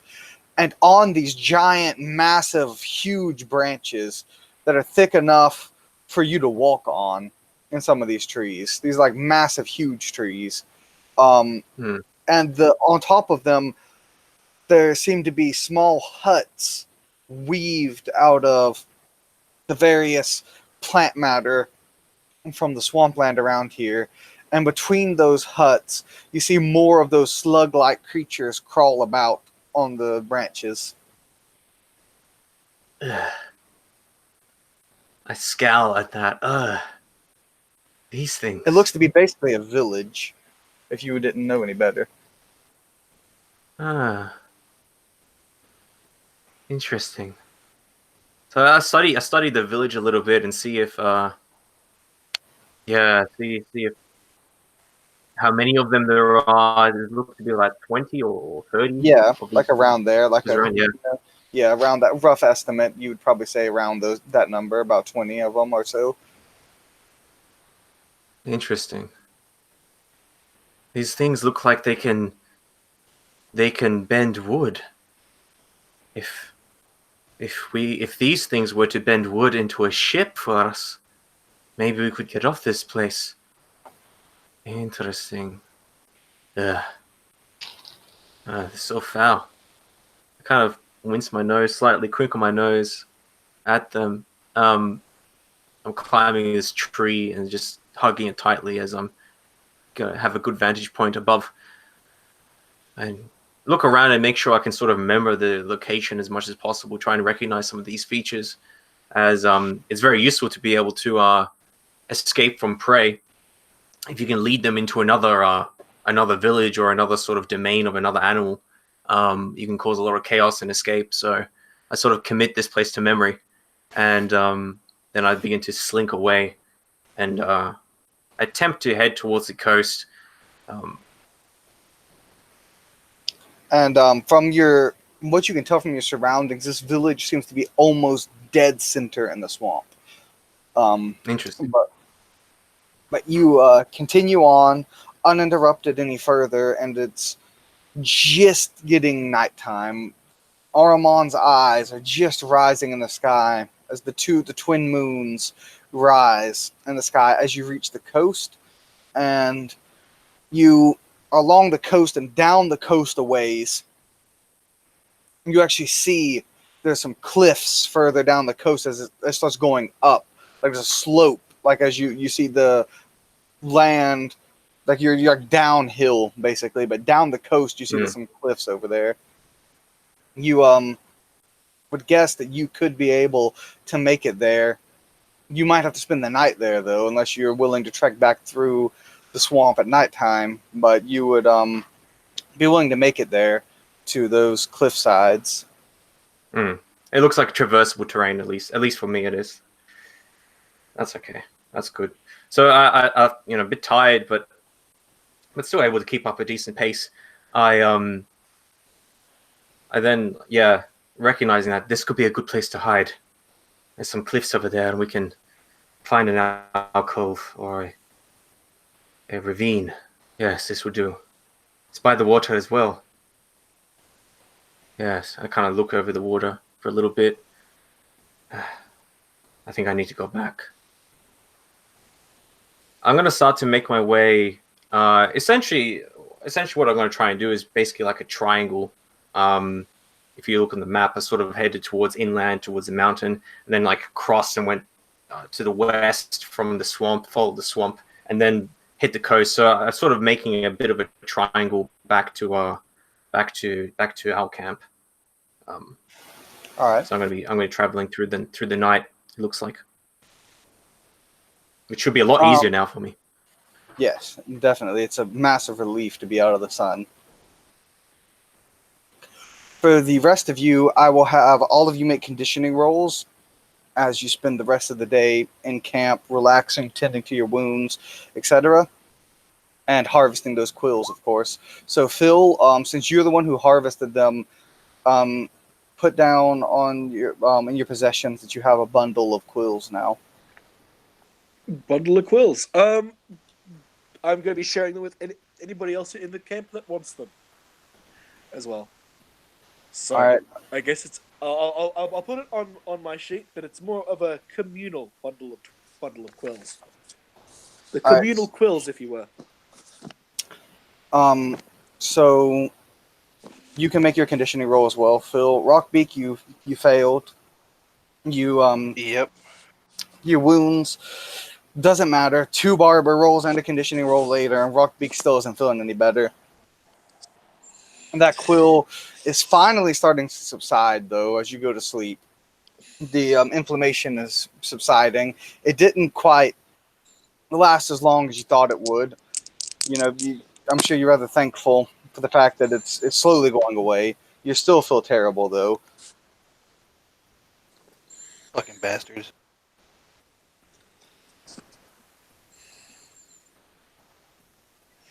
Nothing for you to Phil? I just rolled double 2s, so yep. My roll is completely ruined by the fact that I'm in the quick, so I don't heal much either. All right, Kel actually does heal for 1 health. Oh fuck! You know what? We need somebody Whoa. else as well to heal us all, please. A big old 1 point of vitality. Woot woot. Yep, It's the sound of the police. you're 1 step closer to getting out of the click now. I'm feeling pretty tall, guys. Ooh. I'm 5'9". Excuse me. I'm 6'9", but I feel like 10, 12, man. Ooh. 11 feet tall. Please. I'm not, that's all my character is gonna say please and then roll over and just like because he sleeps on his feet, so he'll just like say please and then his head's gonna droop and he'll just like go into a standing position and just like relaxed. All right, you're sleeping standing up? Yes, I sleep standing up. Oh, okay. All right. So Phil, after everyone's been asleep for a little bit, you're awake. You're awoken by a voice calling out to you. Anthraxa. Oh, okay. Is it a slug person? No. Okay. You hear it. It's and you look over there, and they're calling your name, your whole name. That I can't remember your name, your entire name, but they are. Whole name. They're calling out your name. And Oh then wow. Okay. Do I recognize the voice at all? you would swear it sounds like your grandfather. My character is gonna take off running. Running away So, from the like, voice or towards it? towards the voice. That would be a sight. I want to see Cool. the tree man run, but I'm asleep. Dude, it's like running with my 7 foot for 6 seconds. Just. You start running out there towards it, and then you go and you see one of the trees You see a massive eye open in the middle of the tree, and it stares at you. And then My character's gonna, as soon as he sees it, he's gonna fall prostrate on the ground. Yeah, and just saying "Forgive me, forgive me, forgive me" in Thraxa. And then there is no forgiveness. You shall earn repentance. You are judged by merits. Merits alone. The seed is lost to you. Mm-hmm. And the eye just kind of stares at you.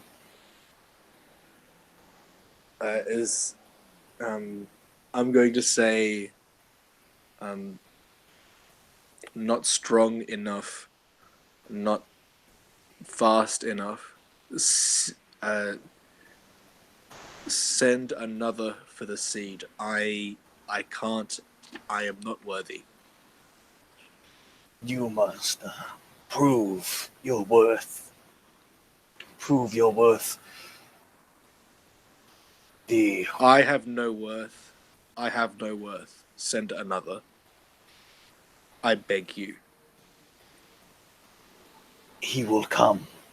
The one. The siren. The one. He took the seed. Their chief. He will come. When he comes, you must retrieve it. I am weak and you are mighty. I am mortal, you are eternal.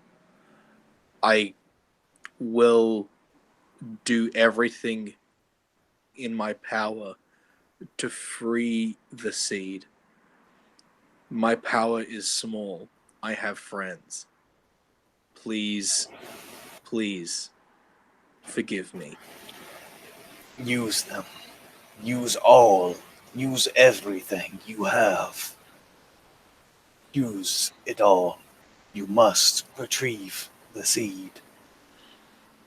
Come with me. Each night alone. I must teach you. It is time. You learned the path. I am going to start. Probably my character will just start weeping from his eye sockets as sap-like tears run down his face. It is just like, you see in me what I cannot see. Why have you chosen me? You are of my seed, of my line. You shall carry forth the legacy. You shall be the seed tender. My character is going to, like, from his like kneeling position, crawl and clasp the roots of the tree ahead of him, and say over and over again, "Thank you, thank you, thank you." And then, once he's done with this and looks up again, the eye is gone, and it's a normal tree. Is it an oak tree? Yes, actually. It's the only one you've seen on the island. Oh wow, nice. All right. So my character is going to spend, a solid amount of time through the night, carefully digging up the plants and bushes and other things around the oak tree, and moving them away. Like if there's vegetation around the oak tree, because oak trees naturally don't have that much vegetation around them because they poison the soil, which is awesome. Alright, you tend to it and make sure that the area around it is perfectly fit for it. And Yeah. I guess I roll farming. no, I won't make you make a roll. There's not a lot of work that needs to be Okay. done here, so you can just you're fine with it as long as you have at least one grade in Okay. farming, so that you know what you're doing. You're fine. Yes. And all and all the while, I'm just like muttering to myself / saying to the tree, in Thraxa, my native tongue. Thank you. Thank you for like I will not fail. I will be worthy. Thank you. And just over and over, like, and different variations on that, and a sort of like prayer. And yeah, helping that like depending on how long it takes me.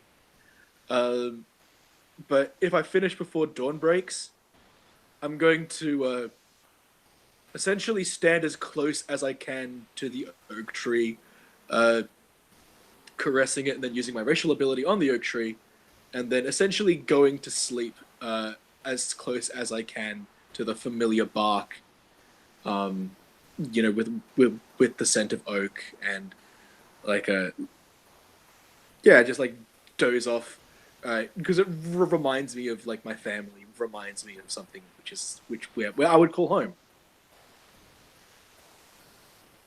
That's the end of my scene. Ta-da! I'm an oakman. As you're about finishing your task, still maybe a few hours before dawn, you hear a distant, ever so quiet rustle of leaves and the wind and the night sky. The moons are shining down, and from the gloom, almost melding out, you see a form. It's been standing there for a little while, watching. Uh-oh. But now it moves forward slowly towards you. You see the straw hat attached to, pinned by two horns. A small creature approaches. You can see perfectly well in darkness, can't you? Very well, yes. Yes? Very well? Yep. Okay. So, again, you can see the tears all down the front of me, in the rags, dripping off the tusks, and, like, the biggest grin that you've ever seen on my face. Like, it's... The last few days haven't been great. I'm on literally 2 health gauge. My body is broken. But you have never... You may have known me for a while. You've never seen me more happy, more at peace, and more full of joy. I'm gonna without touching you and looking at you from like a distance away, whisper. As much as my character can modulate his voice. Grandfather spoke to me in Dazazian. I am worthy. He will forgive me. I must work hard, but he will forgive me. Your grandfather. I look up at this majestic oak that you're standing next to. My grandfather. You are... Not this one. I see. Can you keep secrets, Yes. child? Yes. My name is Enia. Inear. I say, testing the words out. I'm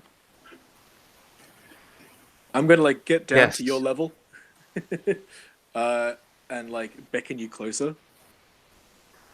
Yeah, Because I don't want to say this very loudly. I shuffle gonna, closer. I'm I'm a, sort of a deer-like ear, kind of like projects itself, twists and projects itself towards you. Just my left one twitches slightly. I'm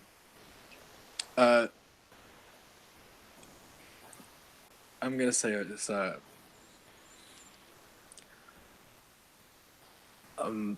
Grandfather was eternal. Grandfather was oak and root and soil. He was troll, ancient, powerful. I am sired from him.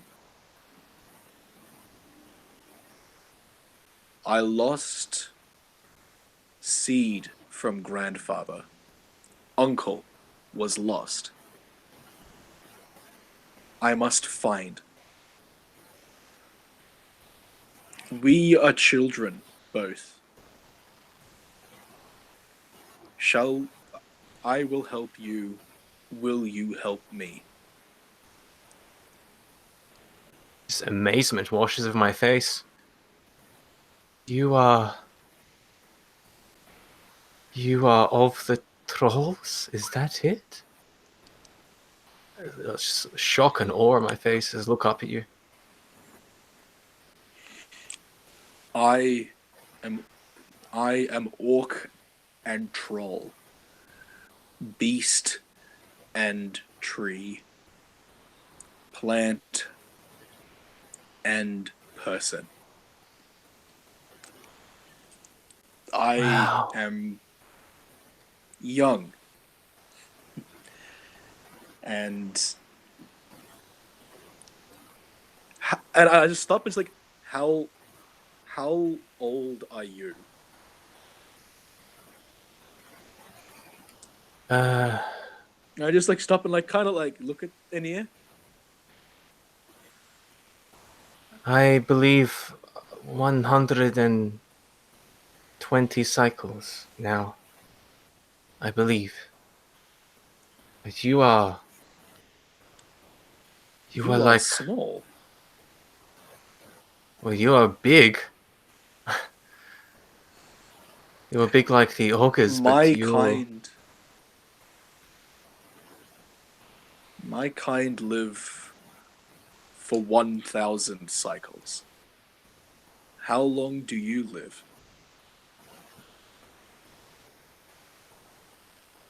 my kind do not live very long. We are hunted where I'm from. We are eaten. We are killed.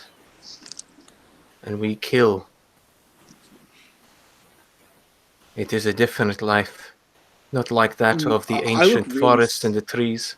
Yeah, I look We really are... sad. Yep. Like the joy in my face as you're saying this kind of goes, and like it's just like, oh. I would say it's like not with me. I will not let them. And kind of like like I kind of like bring out my big quarterstaff. That's the thing. It's only a quarterstaff compared to my size. It's more like a log. Yeah, it's a log compared to me. Yeah.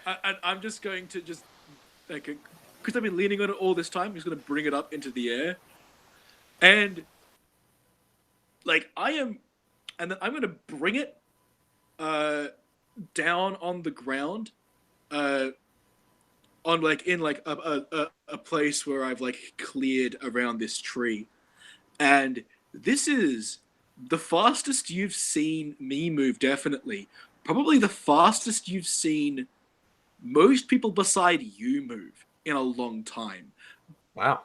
I wield this quarterstaff incredibly quickly and incredibly well, and the crack which it makes when it thuds into the earth just reverberates in the in the quiet in the quiet forest underneath the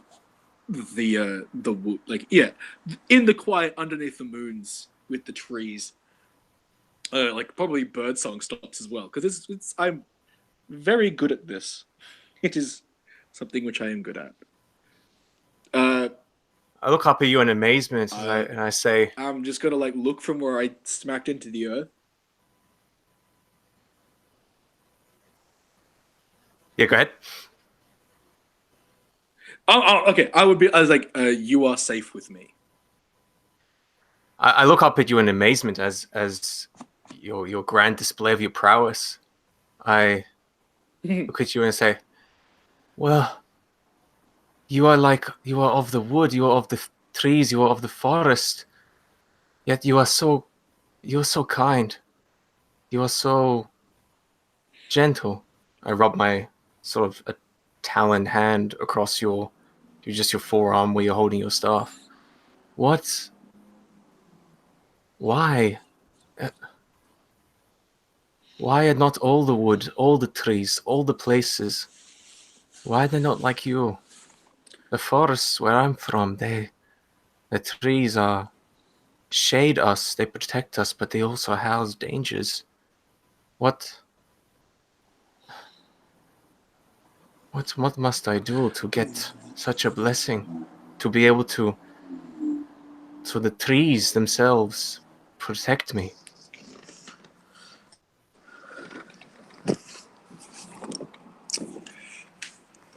Ancient secrets, powerful secrets, secrets even I don't have, secrets I could not tell you. Of course. I'm just gonna, I, but I am gonna say after that, after because you look dejected and shit. Goodness, my phrasing there. Uh, something along the lines of, I will ask grandfather. Maybe you too can learn.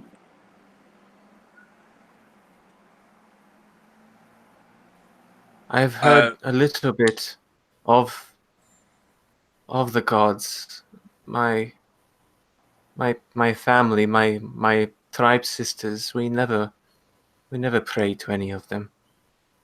We knew that the ones that created us were hateful, created us for sport, created us to be killed and to kill. We never really cared much for the divine, but I look down and take out this brooch, this copper, this metal, this medallion, and it has a symbol of a etched chariot on it. I hold it in my hand, kind of tentatively. This is a symbol of a goddess, the one who pulls the sun across the sky every day. It's a goddess. Wasn't there some sort of hatred or some war against the gods and of you all? I'm gonna look uneasy. What's my religion? Oh, I got 1 point in 2 points in theology. So I'm gonna say it's It's a symbol of Are. yeah. I wouldn't know of RA in particular, but I would know of the gods versus the trolls. Trolls kill gods. Gods break and chain trolls. Some things are beyond us. Some things are higher than us. I was broken by spiders, and I'm just like looking like uneasy. It's like and like so. I mind not who you serve. If you are kind, that is good. And I'm just kind of like, I just kind of shrug. Hmm. Like, you know, I'll raise one of the good gods. She's good. Yeah. You know? As you say that, then I kind of lean forward and sort of nuzzle without stabbing you with my claws, with my horns, and sort of messing up the straw hat a little bit. I kind of nuzzle my head against your giant oakish hand that's holding the oak staff, and sort of a strange primitive gesture of appreciation. I have news. I'm gonna be like, what news? I was traveling towards the mountains, and I saw creatures strange, disgusting creatures of some sort of mass, some sort of fat. When you cut open a stomach, creatures like that, they are to the north in the swamp. They spoke a language similar to yours. I will show you all as soon as everyone can move again.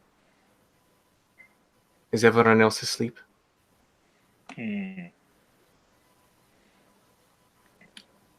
Rockbeak hurt. Kel slowly heal. And then I show her like my bird's like blackened hand. It's like I hurt. I look sympathetically at that, and a pained expression comes across my face as I see that damage. And now I'm getting a better close to you. I'm closer look at you. I'm seeing like all the cracks in your on your wooden skin and everything. And I've got some grazing outdoorsman, so I could probably use that to determine the health of this tree, man. And I'm like, oh, actually, this guy's really messed up. Yeah, dude.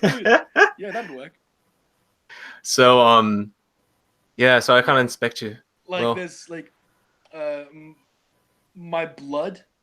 Yeah, my blood is like clear and kind of yellowish, and when it congeals, it turns into something kind of like amber. When it clots over, like in terms of scabs. We need to find a place to rest. I believe I found a place further than the swamp. We must go there tomorrow. We can hide there from the ogre and from the others. We can heal, and I rub a hand up against your arm slightly. We can rest. I'm gonna shake my head. I cannot leave grandfather. And I like stroke the oak tree. Then ask him to come with us. I kind of give you a puzzled look. I'm gonna like frown and be like, the logistics of taking an oak tree across. Kind of runs through my as that thought bubble rises above your head, as that thought bubble rises above your head of like logistics, like taking a tree, while in Ani's head it's just like, well, obviously the tree's just gonna spout legs and just like have a casual stroll to the other side of the mountain, just like I see you do. Walk. So that's obviously the case. It's like, yeah, so just take him with you. Just ask him to come, and he will come.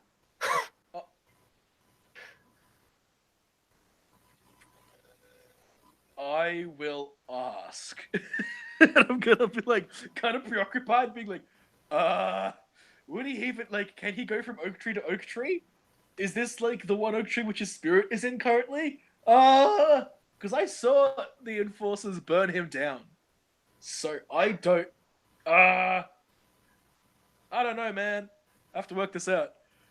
So I'm gonna. It's like we stay here one more night, at least. One more night. You sleep, and I'm gonna ask her. Yes, soon. Soon. I'm just gonna say sleep in tree, and I'm gonna put my hand on the oak. I'll be like, I will stand under. I will stand guard. I nod at that. I then grab some of the vines that I've gathered, that I've sort of wrapped myself with for easy transport, easy carriage, easy carrying, and I then like bundle it together into like a large bundle of rope, and I just hang it off you, because that's a convenient place to put these things. So just put some vines on your back. Okay. Yep. Much like one would hang a coat. Yeah, because I do got like.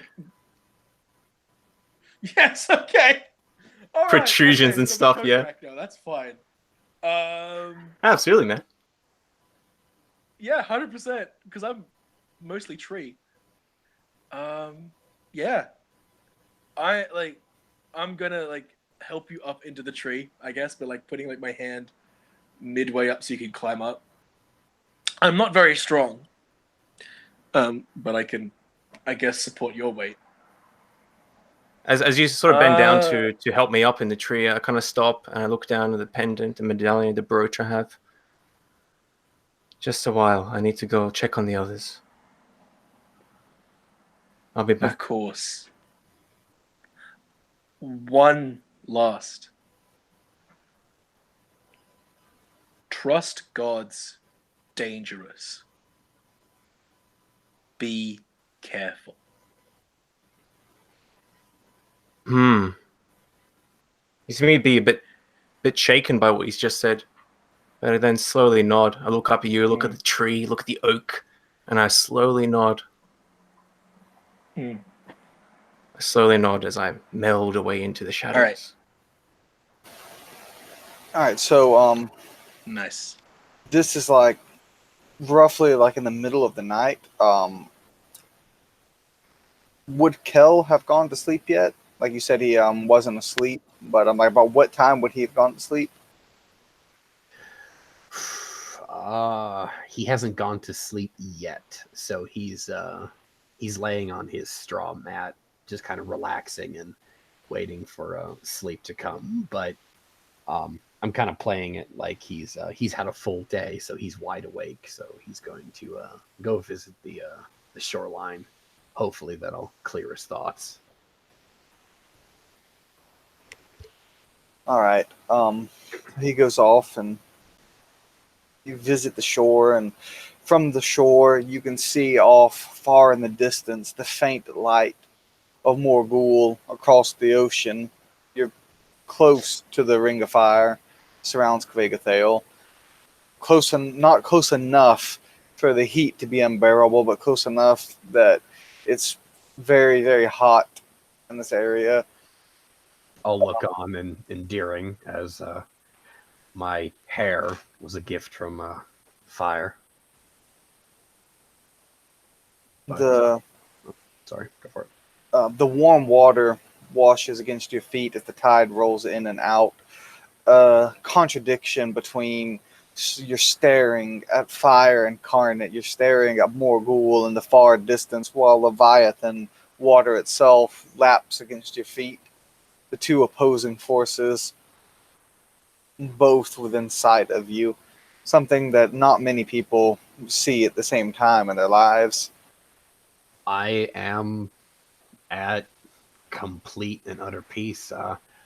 Just like kind of like my background, I'm just kind of like standing there barefoot as Leviathan kind of tickles the top of my feet and my toes, and I just find that that inner calm, that serene emptiness, and I just well, shit. And I just take in my surroundings. I'm paying attention to the world around me. I'm not like easily to be snuck up on at this point, but I'm just existing and actually happy, legitimately happy for once. Because incidentally, you are being snuck up on. As I'm going to try and sneak up. Is that a Probably going to be perception, hearing, or sight. oh, okay. If you're coming from the tree line, then my back is to you. It will be oral, not sight. Let's see here. Oh shit! Lots of explosions this session. 22. Okay. We tied. I got a 22 as well. Whose bonus is higher? Whose total bonus? Unless that's tied too. What's your bonus to your rolls? My bonus is going to be +3 plus. I got a forte as well, so it's going to be +7, and then with a forte. You got me Let's see. beat then. I think you got me beat on 2 if my math is correct. All right, so Yeah. we'll say that she's able to get the drop on you then. So Wince. as you're staring off into the sunset, as the twin eyes of Ahriman, the twin moons, are staring down across the ocean. So you'll hear me sigh and just kind of, well, shit. And I'll be speaking to A's. Suddenly, you feel yourself grabbed from behind. An arm goes around your neck, and the other arm wraps around your thigh. As then you feel razor talons, claws, almost slide into your skin as you hear heavy breathing and the sudden feel of warmth as something behind you has grabbed a hold of you and up against your neck, taloned razors, and against your midsection, kind of hugging you from behind. You know, people get hurt doing that. Yes, I know. I kind of purr into your ear as the eyes are staring down, and then I'm gonna try and like grab you and just throw you down. I don't know if you're going to be able to throw my 200-pound frame. Sure, I would definitely try. I can probably roll brawl something. Okay, let's hear it. All right. So it's gonna be brawl. 7 on the dice, and then +4 plus. That's gonna be 14 for me. Ooh. What do I roll to oppose that, Alan? It's gonna be brawl. Brawl v brawl. Yeah, we can do crawl versus brawl. And remember, if you have no ratings in it, it is an additional -4. That is 22 before the penalty. So Oh, very nice. 8. So I tried to like pull you down and throw you against the sand, but your tremendous weight stops me. So I'm still grabbing a hold of your back, still kind of latched on, but I'm not able to budge you. I'll give you the action over to you. I'm gonna request something of the flame tender here, since she's kind of hugging me from behind. Can I, with my offhand, like sneak my hand around and grab a fistful of her cloak and then just kind of peel her off of me with one arm and then just bring her in front of me? You won the brawl roll, so yeah, I'd say you basically have control of the situation, and Yeah, I you're will. trying to pull her to the front. I'll peel her off of me, and I'm not going to hold her off the floor, off the beach. So your feet will actually be in the sand, but I've got a firm grip on you.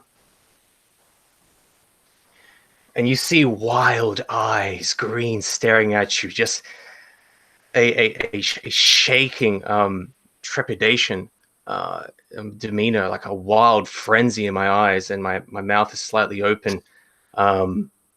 Just my hands are twitching and shaking as I'm looking at you, just with tremendous want. You sure Is you this want how you want to do it?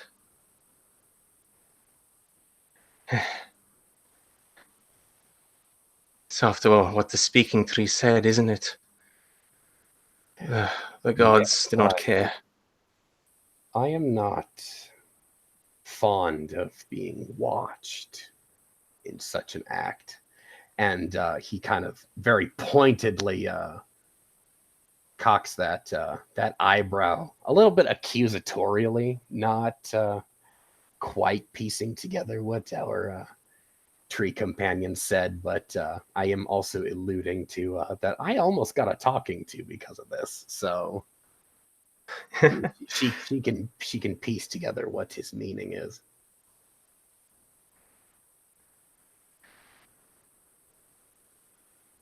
The gods, they do not care. But others do, don't they? And I grab a taloned hand. As you're sort of holding my cloak over, I do bring that hand and I caress your cheek. I look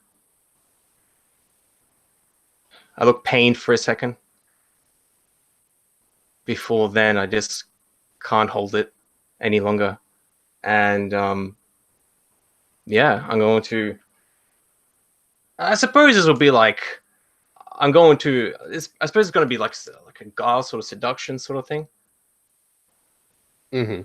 Yeah, let's go with that. Do you roll meditation mind control at any stage? Nope. Is that- there an enchantment Okay. that's your seduction there?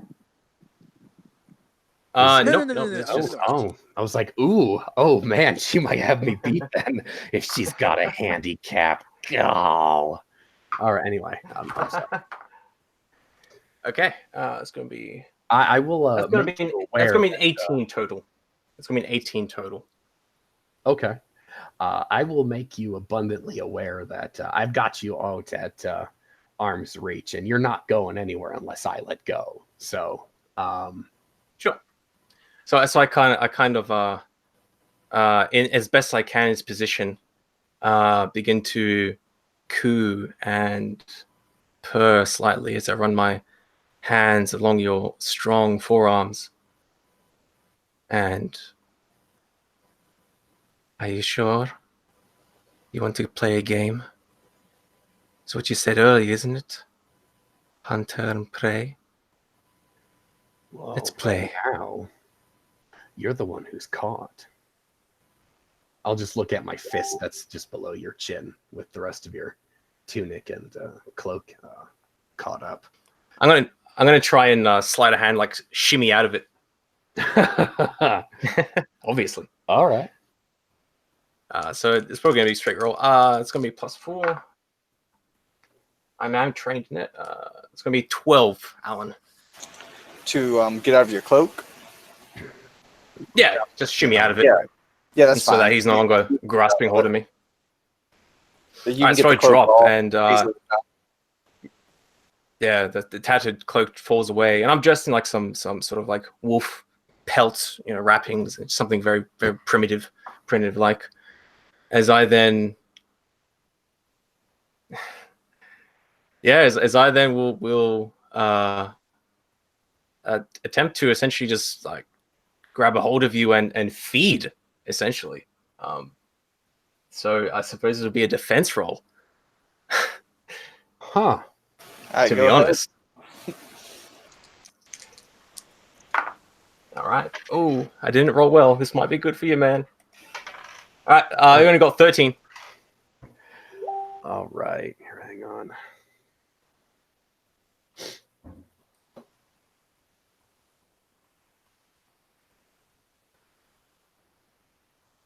Oh, that'll be 27 before penalties there. So I'm again, Alan. I'm so sorry. I got to write this down. I'm at a -4 penalty. Yeah, damage? -4 now because you healed. Yeah. I got a 13. So what's your? So what? Just describe the situation for me. Am I? Sure. Is this? Is she coming at me with lust in her eyes, or is she Yes. coming at me with? Okay. So she's a biter then. All right. If that's the case, then describe for me what she's trying to do. I'm assuming she's trying to tackle me and take me to the floor, or Yeah, that's it. Using claws. ooh, okay. So yeah, I'm going to essentially with that roll, I'm going to let you, but I'm going to make sure that I mount you as we're down. Actually, we both hit the sand and the curtains will close because the lovemaking will be on. Indeed. As the sort of like green eyes stare at you with just hunger during the scene. And very quickly, we'll probably make some vigor based. I'm going to do like a vigor drain, unfortunately, on you, as that is something that I can do. Okay. So roll vigor conditioning. If you've got Ooh. life force, that's gonna help. And I'm gonna roll my outdoorsman Life hunter. force. What? Oh. Okay. Total noob here. What is life force? It's It's a forte if you have it. Oh, then of course I don't. Come on now, John. So basically, you'll just roll. It'll be conditioning plus your vig rating -4 Ooh. for your roll. So dice plus conditioning plus vigor -4. Yeah, vig the rating, not the entire score, but the Yeah. The modifier. yeah. Okay. right. Thank you so much. I'm so sorry. All right, so I got a 13 total. I rolled poorly. Oh, goddamn! Even so, he beat me by 2. All right. All right.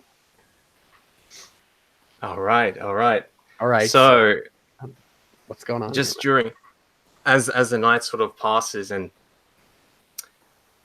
I wildly ravage you and mount you and claw you. Your chest is clawed and raked during this process. This is probably something akin to that ogre horror you had back in Bale, except this is as just as vicious, really, as very quickly in this sort of situation as we're both like wrestling and wrestling on the sand on the beach, as the twin eyes are staring down this sort of eerie glow, this pale, beautiful fairy fae, a white woman from the dark forest is just raking you and loving you, but she's also feeding on your very life force as you feel this spectral red aura begin to glow around her, especially around her claws, as you feel pieces of your soul, your life force begin to flow into her as you feel slightly weakened and lethargic, as if you're just recovering from a cold. She's glowing with vibrant, pale perfection and health and vigor as she rides you and enjoys you fully, even enjoying more than your flesh, enjoying the taste of your soul, even as the twin eyes stare down on the beach as a ring of fire in the distance burns. But still, there is that caress, that affection as she caresses your cheek. Gives you a wild time. Gives you a wild time. Oh, good, fantastic.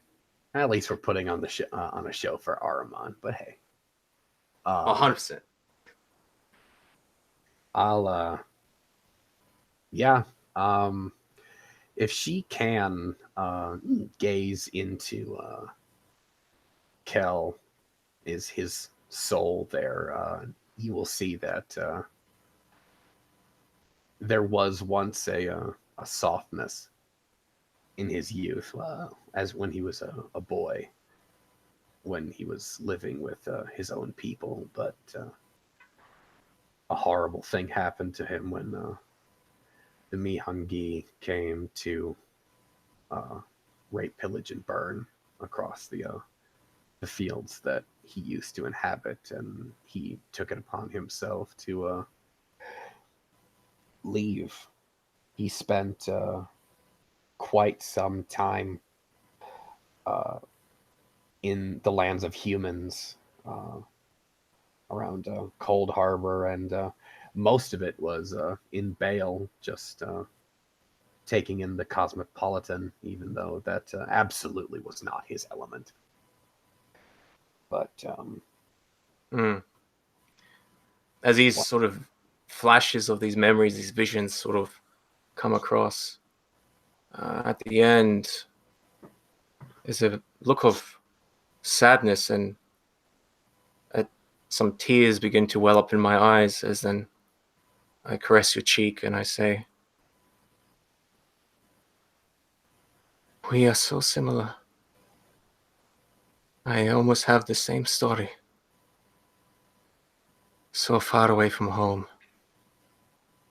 No, that is not a home anymore. I'm looking for something else. Someplace else. he says nothing, but just simply nods. As Harry and as I mean, this is probably a post-coital pillow talk here, but Yeah, that's what I imagine. Yeah. he'll comment as hairy and as poor smelling as humans are. I have found that their companionship can sometimes be enjoyable. That does not save their species. No, that most of them are foul and awful, but there are a few that make traveling with them worthwhile. They are easy prey. Oh, of Easy course. prey. Do you know how many throats I have cut and how many purses I have stolen? Oh, it's too easy. Yes. Yes, for you it is. That is good. You need to be strong. He'll And just you kind of should- look at the cuts and bruises on his chest and all over his body. As you look, yeah, And as you look at that, I look at Yeah, and that's your fucking fault. and I look at that, and I look at just your fucking cut up. Someone's came at you with a knife, dude. I look at that and I say, and you should be careful around people like me. As I get a pained look in my eyes, as an expression on my face, as I begin to get up and gather my things and begin to walk away, give you a glance before I walk and disappear back into the woods.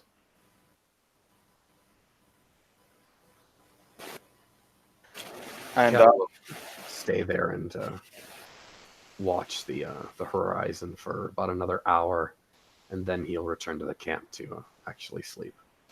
Unfortunately, it may be a little bit difficult. Just quickly, Rafe. So you register you've lost 1 point of vigor. This is your Cool. big score. However, your health gauge also is affected by this. Your health gauge goes down by 1. Your vigor score comes back at a rate of 1 per day. So Okay. sorry, dude, but yeah, Well, that's gonna make things harder. that is your fucking fault.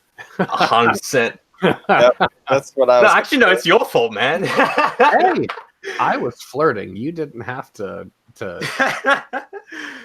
Man, you boosted 4 times. I rolled meditation like when you made that roll. Yeah, I got like a 2. You got like a 27. Yeah, nah. But So I will. as I'm walking back, I'm sort of ruminating over. Once again, I've hurt someone, and yeah, I'll jump to that in my soliloquy later. But yeah, I'm definitely feeling a little bit invigorated, but at the same time, there is that lingering shadow of that. I go back into the tree, and I curl up and trance in the great oak. And then when so Kel returns, and as sleep takes you, you drift into the dream once again. Um,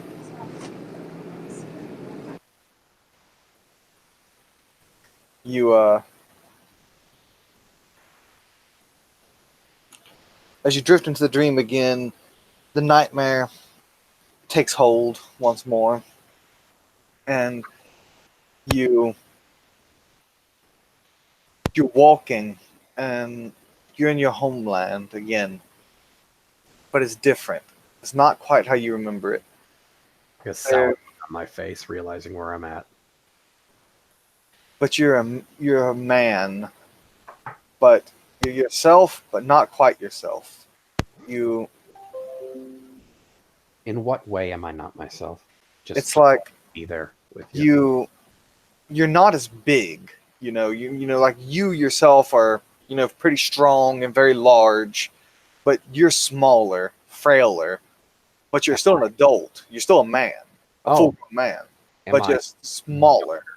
Or okay. All right. Yeah, you're about about your age. That's what's rather confusing about it. You still have your hair, your long flowing red hair.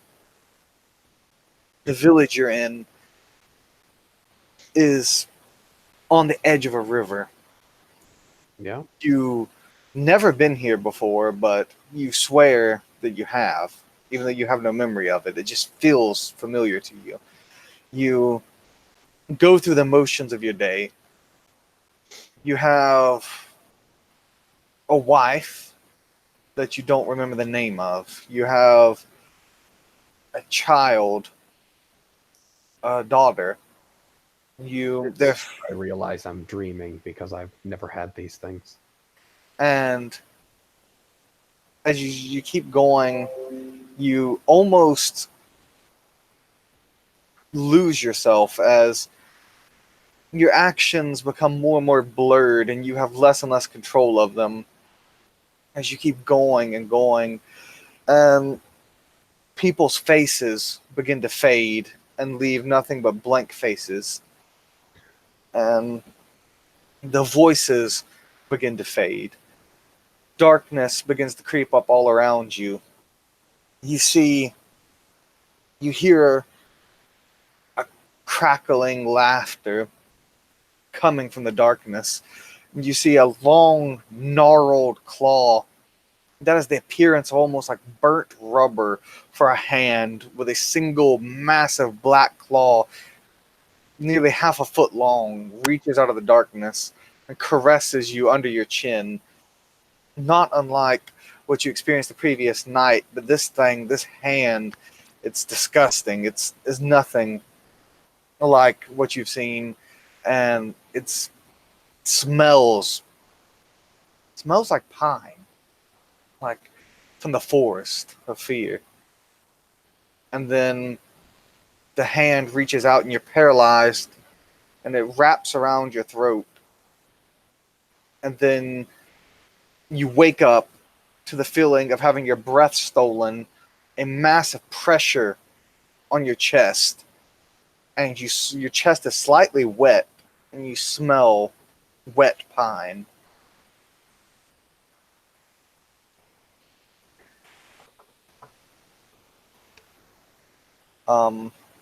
So, Rockbeak, you're awake a little bit before Kel awakes because he stayed out late. So you're awake when he wakes up, and you too, Rockbeak. You smell something. You smell wet pine. It's not quite something that you're used to smelling, but you've smelled it before. So you guys go ahead and play that out as the others are away from camp right now. I'll startle awake with a snarl, and then I'll just sneer. And Dazazays, well, if you're going to come for me in my dreams, coward, come fight me now. And I'm just snarling into the darkness. Who the hell you talking to? Ain't nobody there.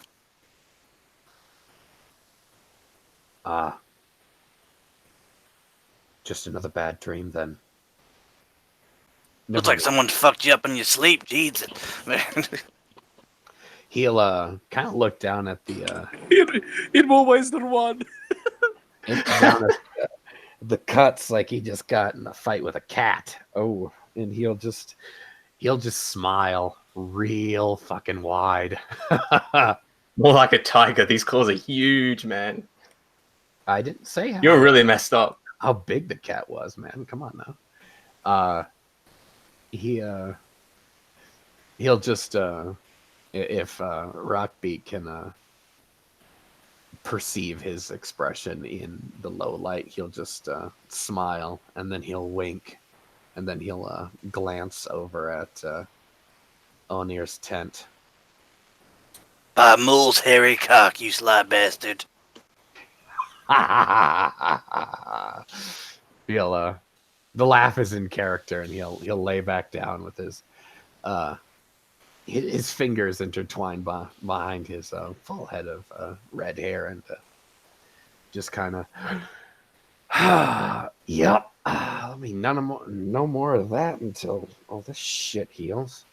I'm gonna make her fix this. That is exactly what I'm gonna do in the morning. Rockbeat just mumbles like, yeah, they're over here rutting like Oppalang, and here I am, just getting shit on by every god known to everyone. I can't even get my damn finger fixed, and I can't cut a tree down. You just fuck everything. You know, we should find you a Chthon woman. Ooh, how does your kind? And this is when like the two middle school boys who just hit puberty are now going to be talking until like 4 o'clock in the morning about the girls they like. This is the kind of conversations. So what is it for Chthons? Do you like touch something? What is there? Like signs? What is it like for? Nah, it's normally when you're in there with the clan, each woman would lay their eggs and they would pick one male to go there and fertilize it. You just walk over there, and do your business over the eggs and they get all fertilized. I probably got a few babies running around myself, but I don't know. They're raised by the clan and fuck the clan. I ain't in that life no more. Well, what if you were the chieftain of your own clan, like a group of seafaring Chthon? See that? Hey, Hey, I don't like Leviathan. I want to be living on the sea. Hell, I miss the mainland. I want to go back. I don't like this place. This place is hell. All the hells combined. then we are in agreement finally that we need to escape, huh? Oh, what the? Of course we do. As soon as we got stranded here, we need to get the fuck off this place. This place is horrible. You said you wanted to join the guard here. Well, yeah, you gotta get the guard down. You gotta earn their trust. You go in there, they think you're one of them. You steal their shit. You rebel. You kill them all. You get a boat. You go back to the mainland. Potato. You just go there and you kill them all. I mean, it means to an end. All right, objective number 1. That is what we're going to be doing.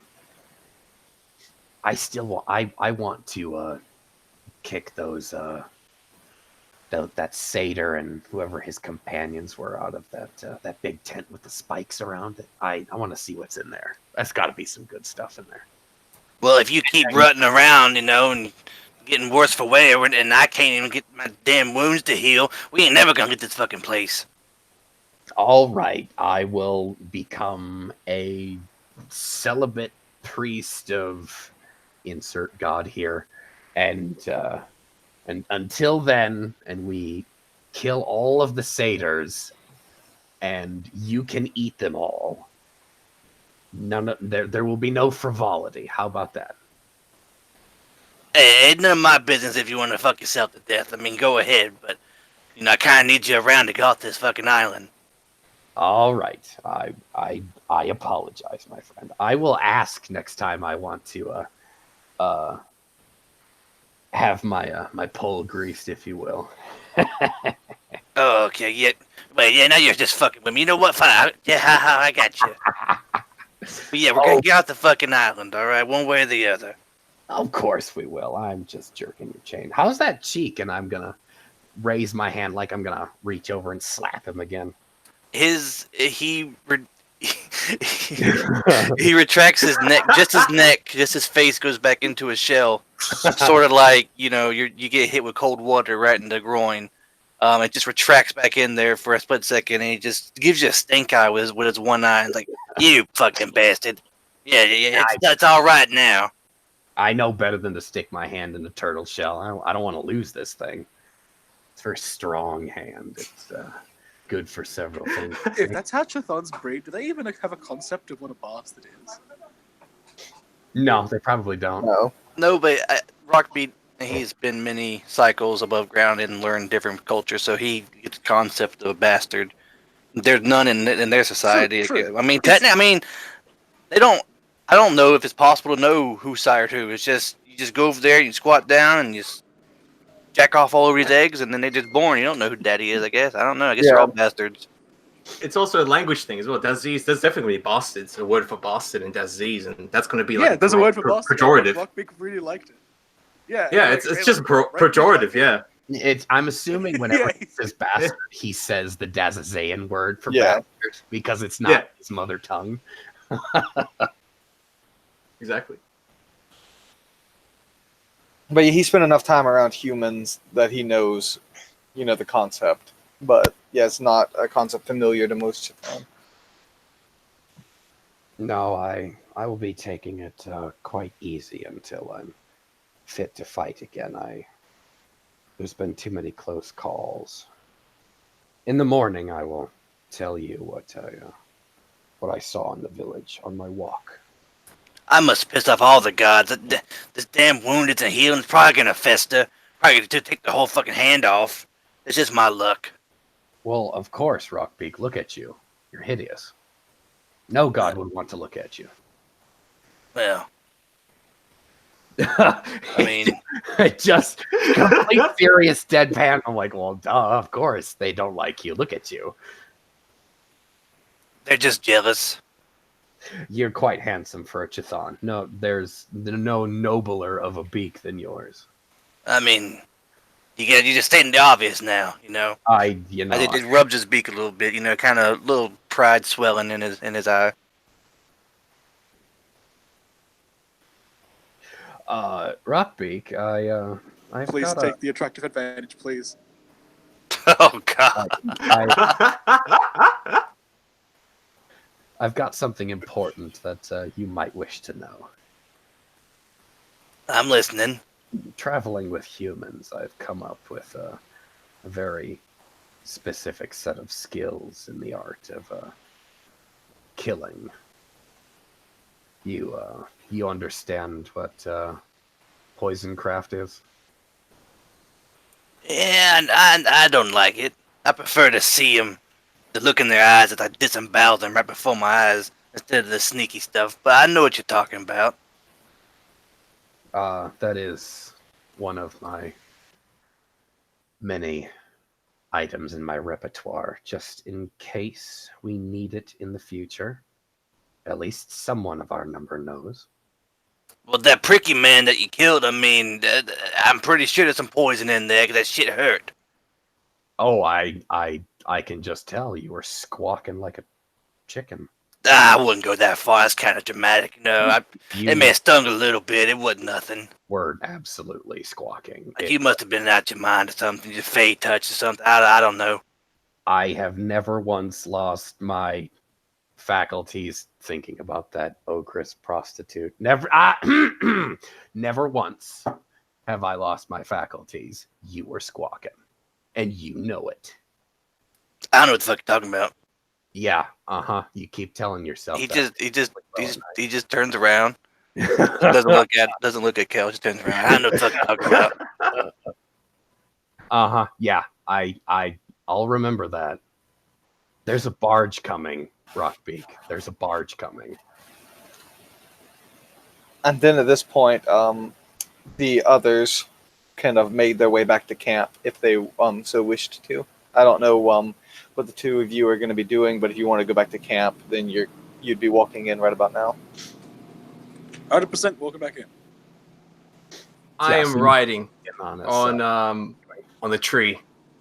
That's cool. Ooh, yeah, okay, you can ride back in. That's fine. I like that. I'm like only 125 pounds. I'm like 55 kilos. Like I'm not heavy. Okay. That's all right. I can carry that. All right. Yeah. One thing Anir instantly notices as soon as she gets back into camp is she smells pine tree. That's something she's very familiar with, and she smells it immediately. Wet pine. And she knows all the traveling she's done on this island, there's not been a single pine tree. Okay, interesting. Would I know that too with my outdoorsman forte in land trees? Yes, you could recognize the smell too. Okay. And you Nice. Okay. both recognize it's coming from Kel. Okay. Right. So I want to sort of make a personal roll to see if I want to get a theology of 15 to see if maybe I can associate with this something. Let's see if I get it. No, I'm not going to get it. Okay. Yeah, so I smell that, and I look over as I then jump off the walking tree. Dada Katsuchibi Chichi Biamakia, and then I grab some of the vines that I collected yesterday, and I kind of throw it in the middle of the camp as sort of like a place to just put stuff. And then I notice the smell. That smell. It smells like pine. And he did not smell kinda like like that sniffing. last night when you were with him. Yeah, definitely. So I start sniffing, and I start sniffing towards you, and I come up to you, Kel. I start sniffing the air around you. Has You smell night that? passed already? Yes. I think it's like dawn. Oh, Yeah. okay. Oh, so we woke up to Kel and Rockbeak arguing. Okay, now I thought it was the previous night still. I'm so sorry. Continue, please. Yeah, so do you smell that?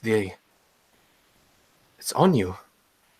Oh, I am quite aware.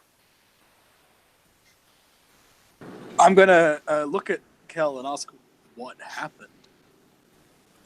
Apparently, I was ravaged by something clad in pine needles and the foulest of tree saps. Complete sarcastic asshole look on his face and tone as well. I look offended. He'll just smirk at it. Do I? I grab my straw hat and kind of pull it down to sort of shield my eyes a little bit. Do I notice anything between these two? How much insight do you have? I have 1 insight and +5 in +5 in the relevant skill. Yeah, you know there's something. No, wait, 2 insight. Oh, nice. You notice there's something going on. Rockbeak's gonna waddle up there to Anir and then stretch his neck out as far as it can, and look at her belly, and he's like, "Somebody's full, if you know what I mean."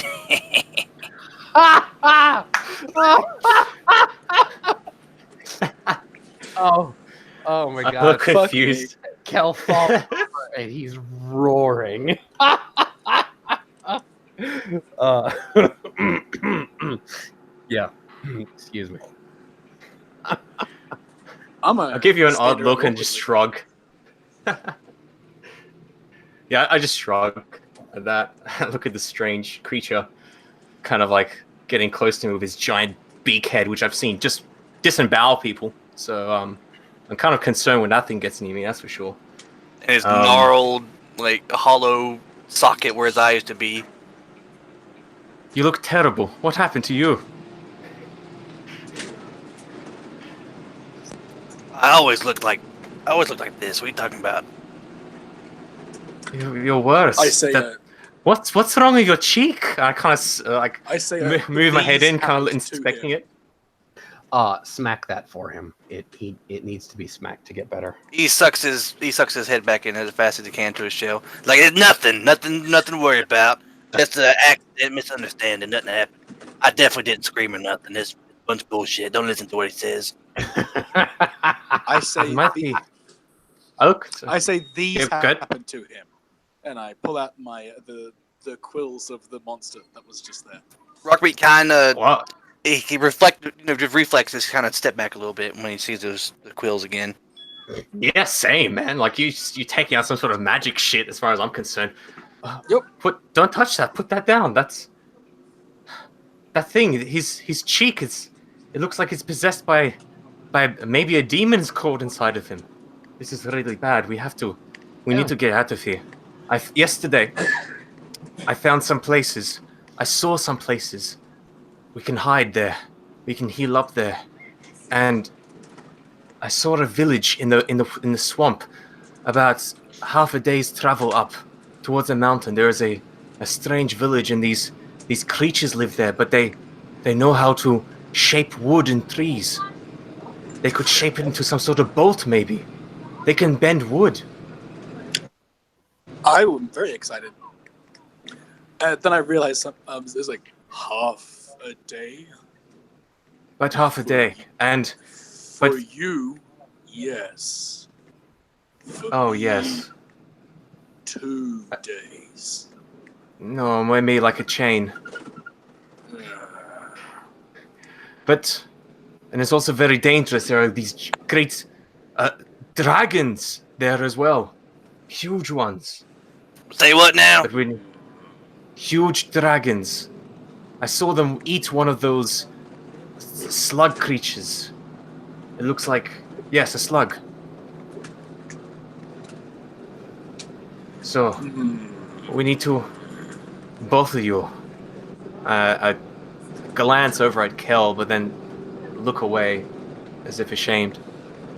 And you, strange one, Rockbeak. We need to get you. We need to get you some rest. We need to put you in a clean place. We need to go now. And I've been trying. The gods just fucking hate me, I guess. It ain't taken. You're too Yes, well, We big, that's why.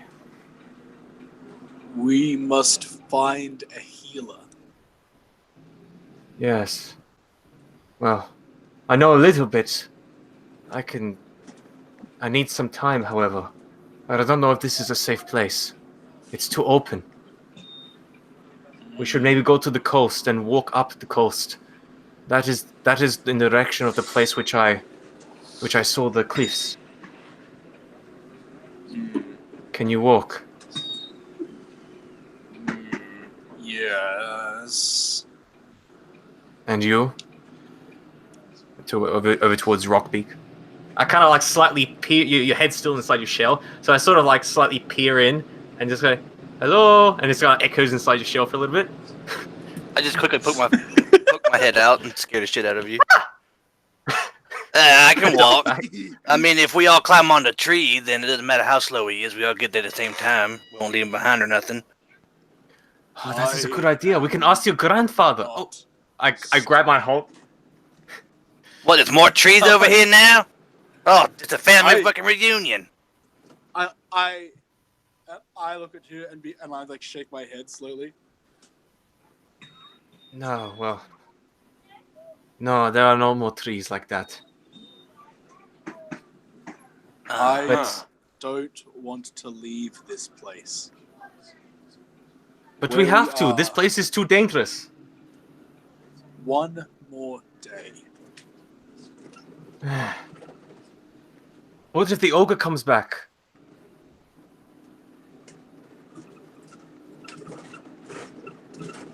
I'm like, how do I not? And I look around and see the palm tree that's injured. And like quick, and like just like quickly thinking is like, I tend.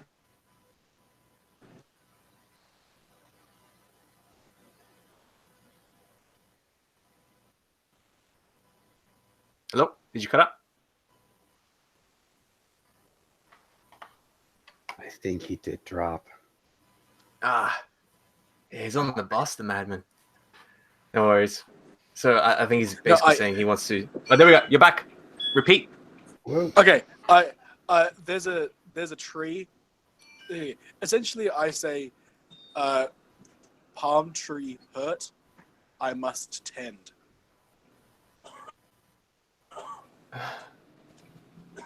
This is not important. Can we come back? Kel and Rockbeak, they're about to fall over, and he could be filled with demons. I point at Rockbeak. I ain't got no demons in me now. I'm telling you, smack it. It'll make it better. Anyone come near me, I'm gonna take something off. It's gonna be a finger, it might be something else. No, Amir, don't smack his swollen cheek. And there's no demons in there. He just got a little poison in there, and he didn't at all scream about it. That's right, I didn't. Get your He's story straight there, buddy. Kel is lying. Poison. Poison. Yeah, I didn't. Rockbeak, show me. Show me. Show you what? Show me your cheek. She's gonna smack it. Don't show her. Alright, don't. No, if you I'm smack not my going to cheek, do I'm that, gonna- Kel. Just gonna smack. Don't smack my cheek. I'm not he- going to smack He your just cheek. waddles over there and extends his neck a little bit. And there, see? Just a cheek. I get a little bit closer as I sort of then move the front of your beak slightly, kind of angle it so I can sort of get a better look. Yes. I got some grades in Bob. I got 3. Would this be something that I could probably treat or would know some The sort of? swelling has died down actually quite a bit, and you think it's gonna go away on its own. It's so it's swollen. It's gone down so much that it's not even a hindrance to him at this point. Okay. Just a wound So, on pride, basically. Yeah. So I kind of look at that and say, "Oh, you're okay. You'll be okay. There is no infestation here.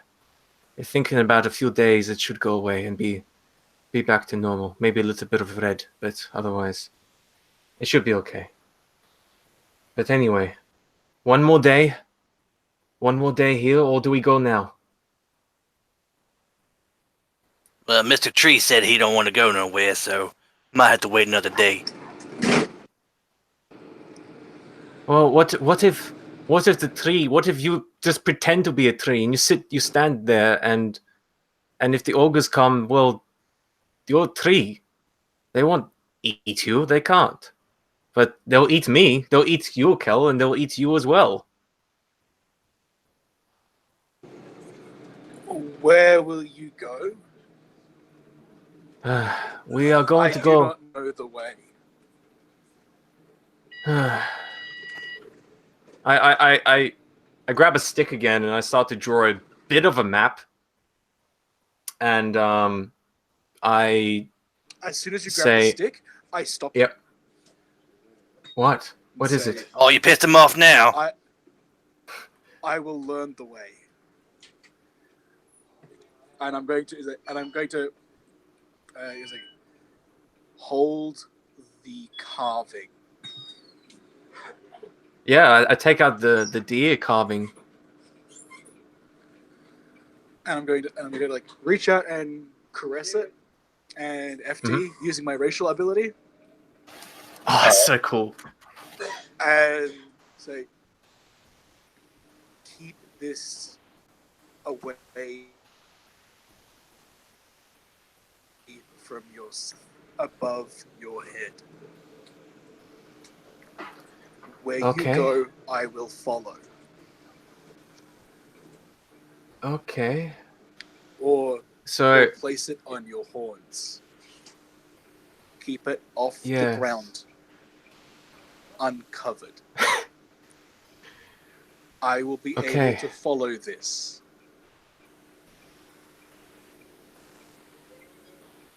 Alright, okay. that's... I look a bit unsure, but yeah, I take it and then I inspect the deer to see if anything changed, but nothing has changed about it. And look up at you, and then I fix it. I get some palm string tied together, and I sort of affix it to the top of my straw hat and tied How much between of your- my. I look a bit ridiculous. So now I've got a straw hat on, and I've got two horns protruding out of the straw hat, and tied to two horns is tied up with string a deer carving. So I got this novelty hat going on here. As I'll How much? put this on my head. How? Yep. How much of your how much of your hat is left after your escapades last night? Yeah, it fell off. So it's still in one piece. Yeah.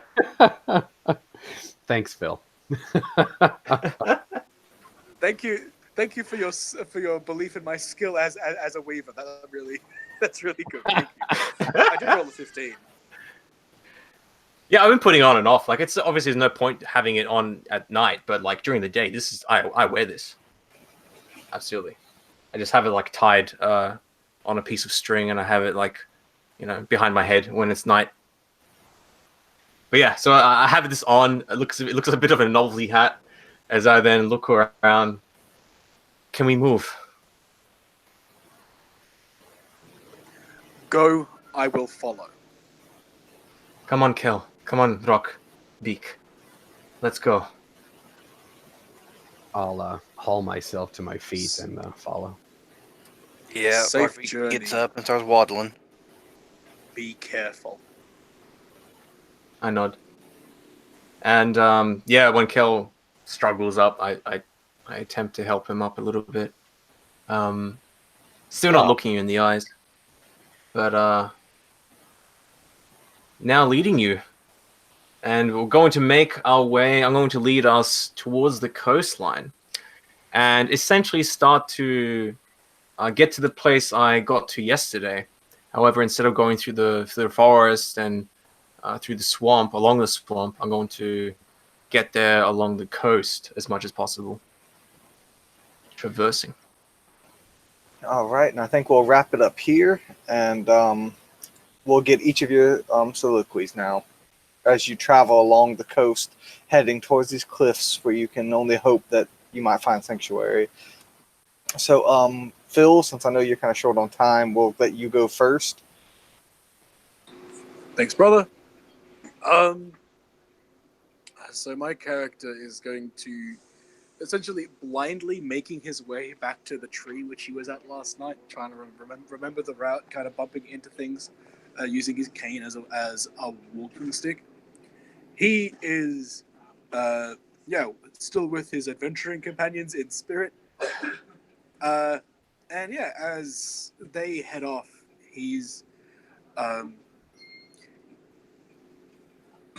is rejoicing. My grandfather did not punish me. He did not break me for my ineptitude. He was kind. He gave me another chance. I could not be more grateful. I could not be more joyous. I am so happy that I still have one more chance. These friends I have are good, though I worry about the little one. She is small, and O'Neill is trusting in the gods, when the gods are betrayers and usurpers. I worry for Kel, what he may do with her. She is, while of age, still so small and so young. I am terrified for both of them. I do not wish anything bad to happen to my friends, and I need them if I am to do what must be done. I will tend to the oak. I will gather I'll gather its seeds, and I will journey forth after my friends as soon as I have talked to grandfather again. And I cannot wait to speak to him again. And yeah, that has to be done. All right. Who would like to go next?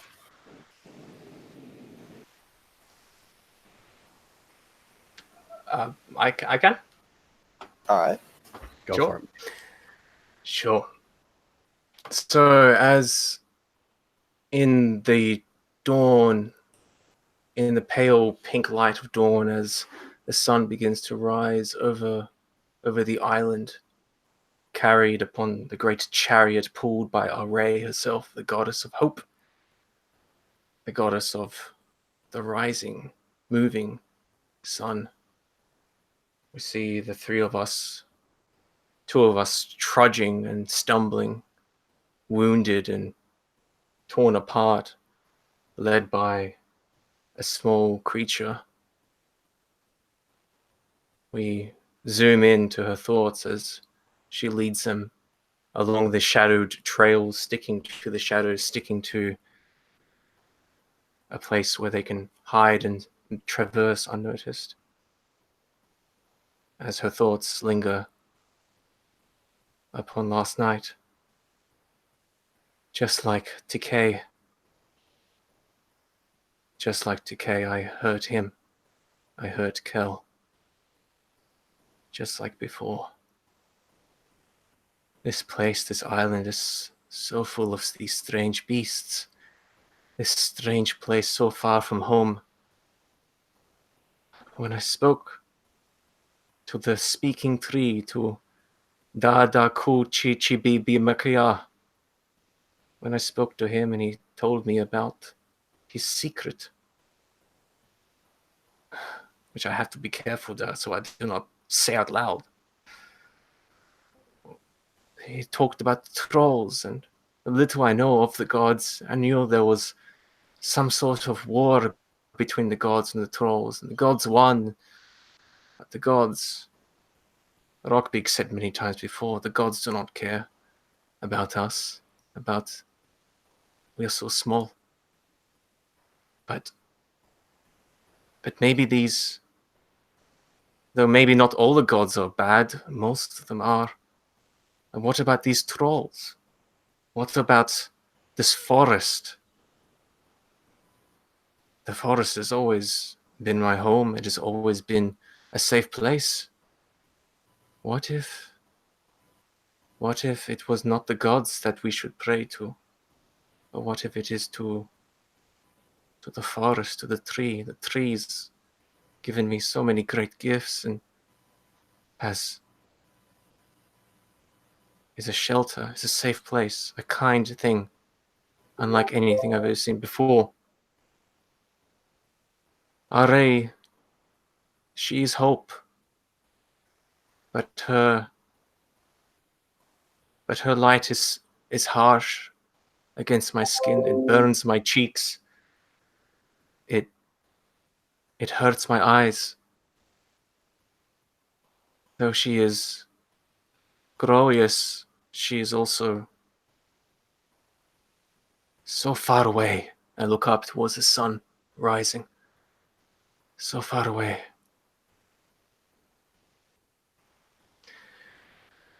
I need to be careful here.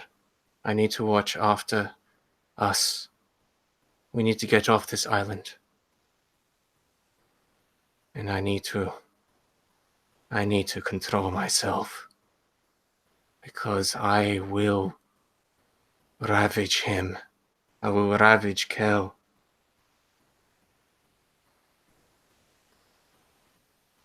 I can barely control myself. I will kill him. Just like my mother killed my father. I do not want to repeat that cycle. I do not want to be trapped. Be trapped at home. No, not home. I do not want to be trapped in my old life. I want something new. I want a new beginning, a new start, a new place to go. But first, baby steps. Let us get away from the ogres. Let us get away from the dangers. Let us help people. It's the least I can do. One like me. A monster. Creature of the dark forest. But as I walk through, I bump up against something in my absent thoughts, and almost the deer falls from my hat, but I catch it just in time. And I have a look at this beautiful deer carving I hold in my taloned, clawed hands. And I look at it, and it's artistic sculpture, it's artistic beauty. And thoughts and memories of the speaking tree come back, and of something else. Maybe a new way forward.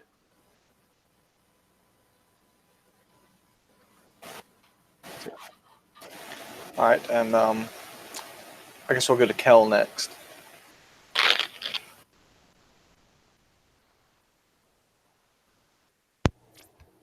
On our walk this early morning, Kel finds himself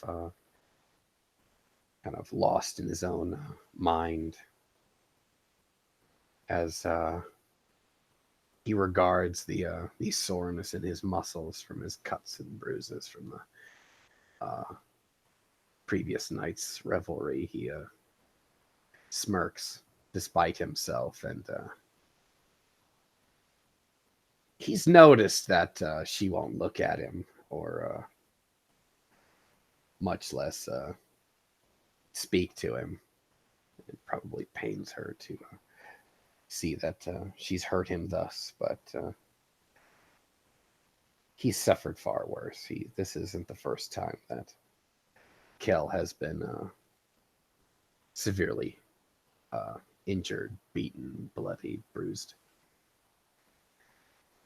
He thinks of a handful of times where he himself had been mugged in a city full of humans, being probably the only Fae for miles, and walking away with cuts, bruises, a broken nose, a split lip, that sort of thing. No, this is fine. She'll come around. He takes a few moments to remember and think of their tree companion, and he calls up the image of the tall, wooded thing's face, and its eyeless sockets, its tusks, and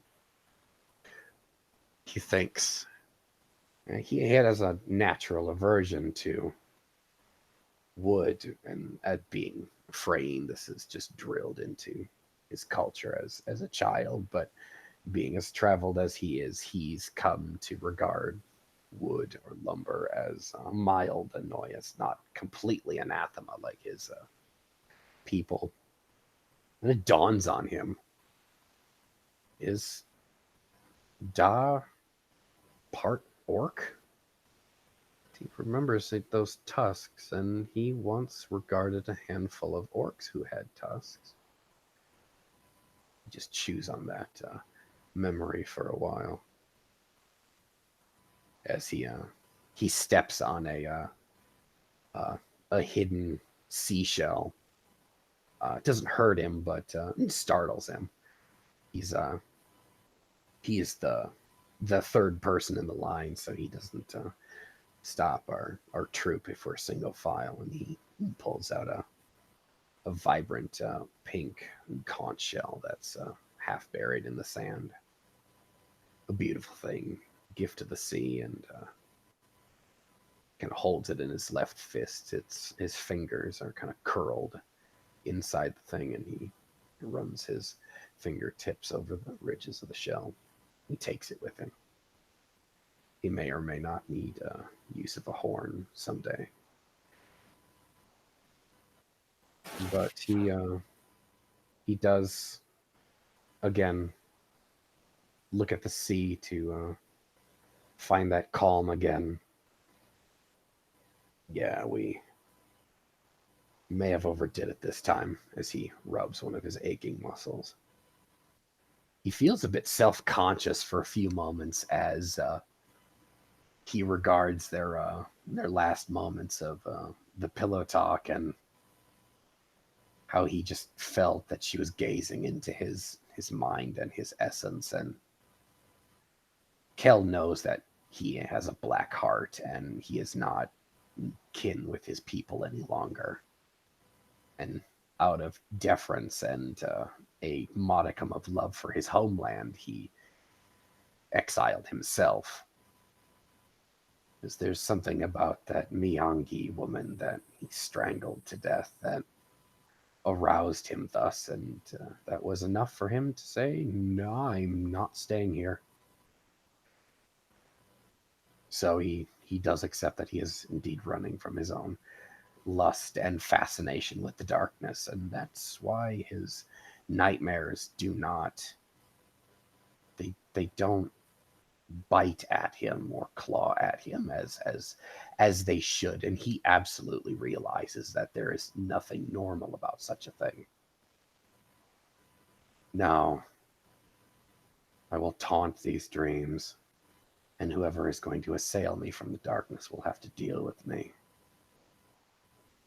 He pauses as he lets his companions walk about 10, 12, maybe 15 paces ahead, and he mutters under his breath, if you come for me in my sleep again, he's just speaking to the universe at this point, you best kill me while you have the chance, because when I gain my full faculties, you better run, and run fast, and run far, because I will find you, and I will tear you down. He snaps himself from his revelry and jogs back up to join his companions. And with that he will silence his thoughts for now.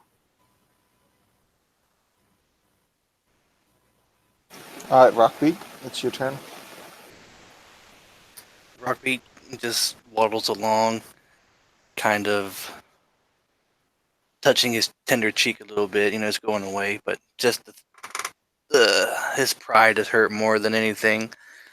He just thinks about the clan and how life could have been different if he stayed there. Not better, but different. And he just looks around as he's walking, and this life right here in this moment is better than the many cycles he lived with the clan. And if he dies in this God's forsaken island, then he would have lived a interesting life, better than what he would have lived if he was stayed down there in the dark with his clan. And he kind of just takes a deep breath and just vows that he's gonna get off this island one way or the other. And once he makes it back to the mainland, he's gonna have a few stories to tell, boost his reputation. He made a few friends, and ever since he's escaped from the dark and came to the surface, he hasn't had many who he called friends in a very long time. So it's a silver lining, being trapped on this island. But he just thinks to himself like, I don't know what I did to piss the gods off, but once I get my health back, oh, that's gonna be a reckoning. Body parts will be dismembered, maybe eaten, who knows? And he just stares at the back of Anir as she is walking in front of him. It's like, yeah, and if we're not careful, we're gonna have just a pregnant little deer lady running around here That's just gonna fuck things up even more. And he just kind of turns his head just a little bit, look back at Kel, and he's like, "Yep, he just can't keep his pecker in his pants. Oh well. I mean, we may die on this island, might as well get it out of your system. But if she starts getting a baby, it's just gonna make things worse. I guess only time will tell. But we're gonna get out of this island one way or the other. This place is horrible, you know. But we're gonna survive. We're strong. I just hope the tree man's all right. I don't think we should have split up, but I mean, it is what it is. He wants to go there and touch all the trees. That's his prerogative. But yeah, hopefully they won't chop him down for some lumber, some firewood. Hopefully we'll make it back in time to see him. I just hope I don't see a damn dragon though. I don't want to see no dragon. I can go live in many cycles as I'm old, as I'm all dark, sitting there in a tavern in front of a fireplace, just drinking my meat or something, and just die in my sleep. I don't need to see a dragon, okay? All right, God, you done fucked me enough. Okay, just don't send no dragon my way. As he's just kind of lost in thought about the fact that a dragon could just swoop down and just eat him whole and everything. He kind of gets on his guard a little bit, starts looking around, kind of nervously, as his thoughts just fade to the fact that there could be a dragon swooping down at you at any time, as he just trots along on his journey. And so that's we will end this session. Thank you all for watching and Yeehaw, joining gentlemen. us. It was all good. It was really fun. Words. Thank you. I Thanks for hope that you all join us again next time. Absolutely. Pick up your books, drive-through-rpg.com, Within the Ring of Fire Saga book. Get it. And also this, I forgot to mention at the beginning. Join the Facebook group. Ask for an invite. You'll get accepted by one of the admins and join the community. Game like a god of RPG. Dear gods. That's it. Oh.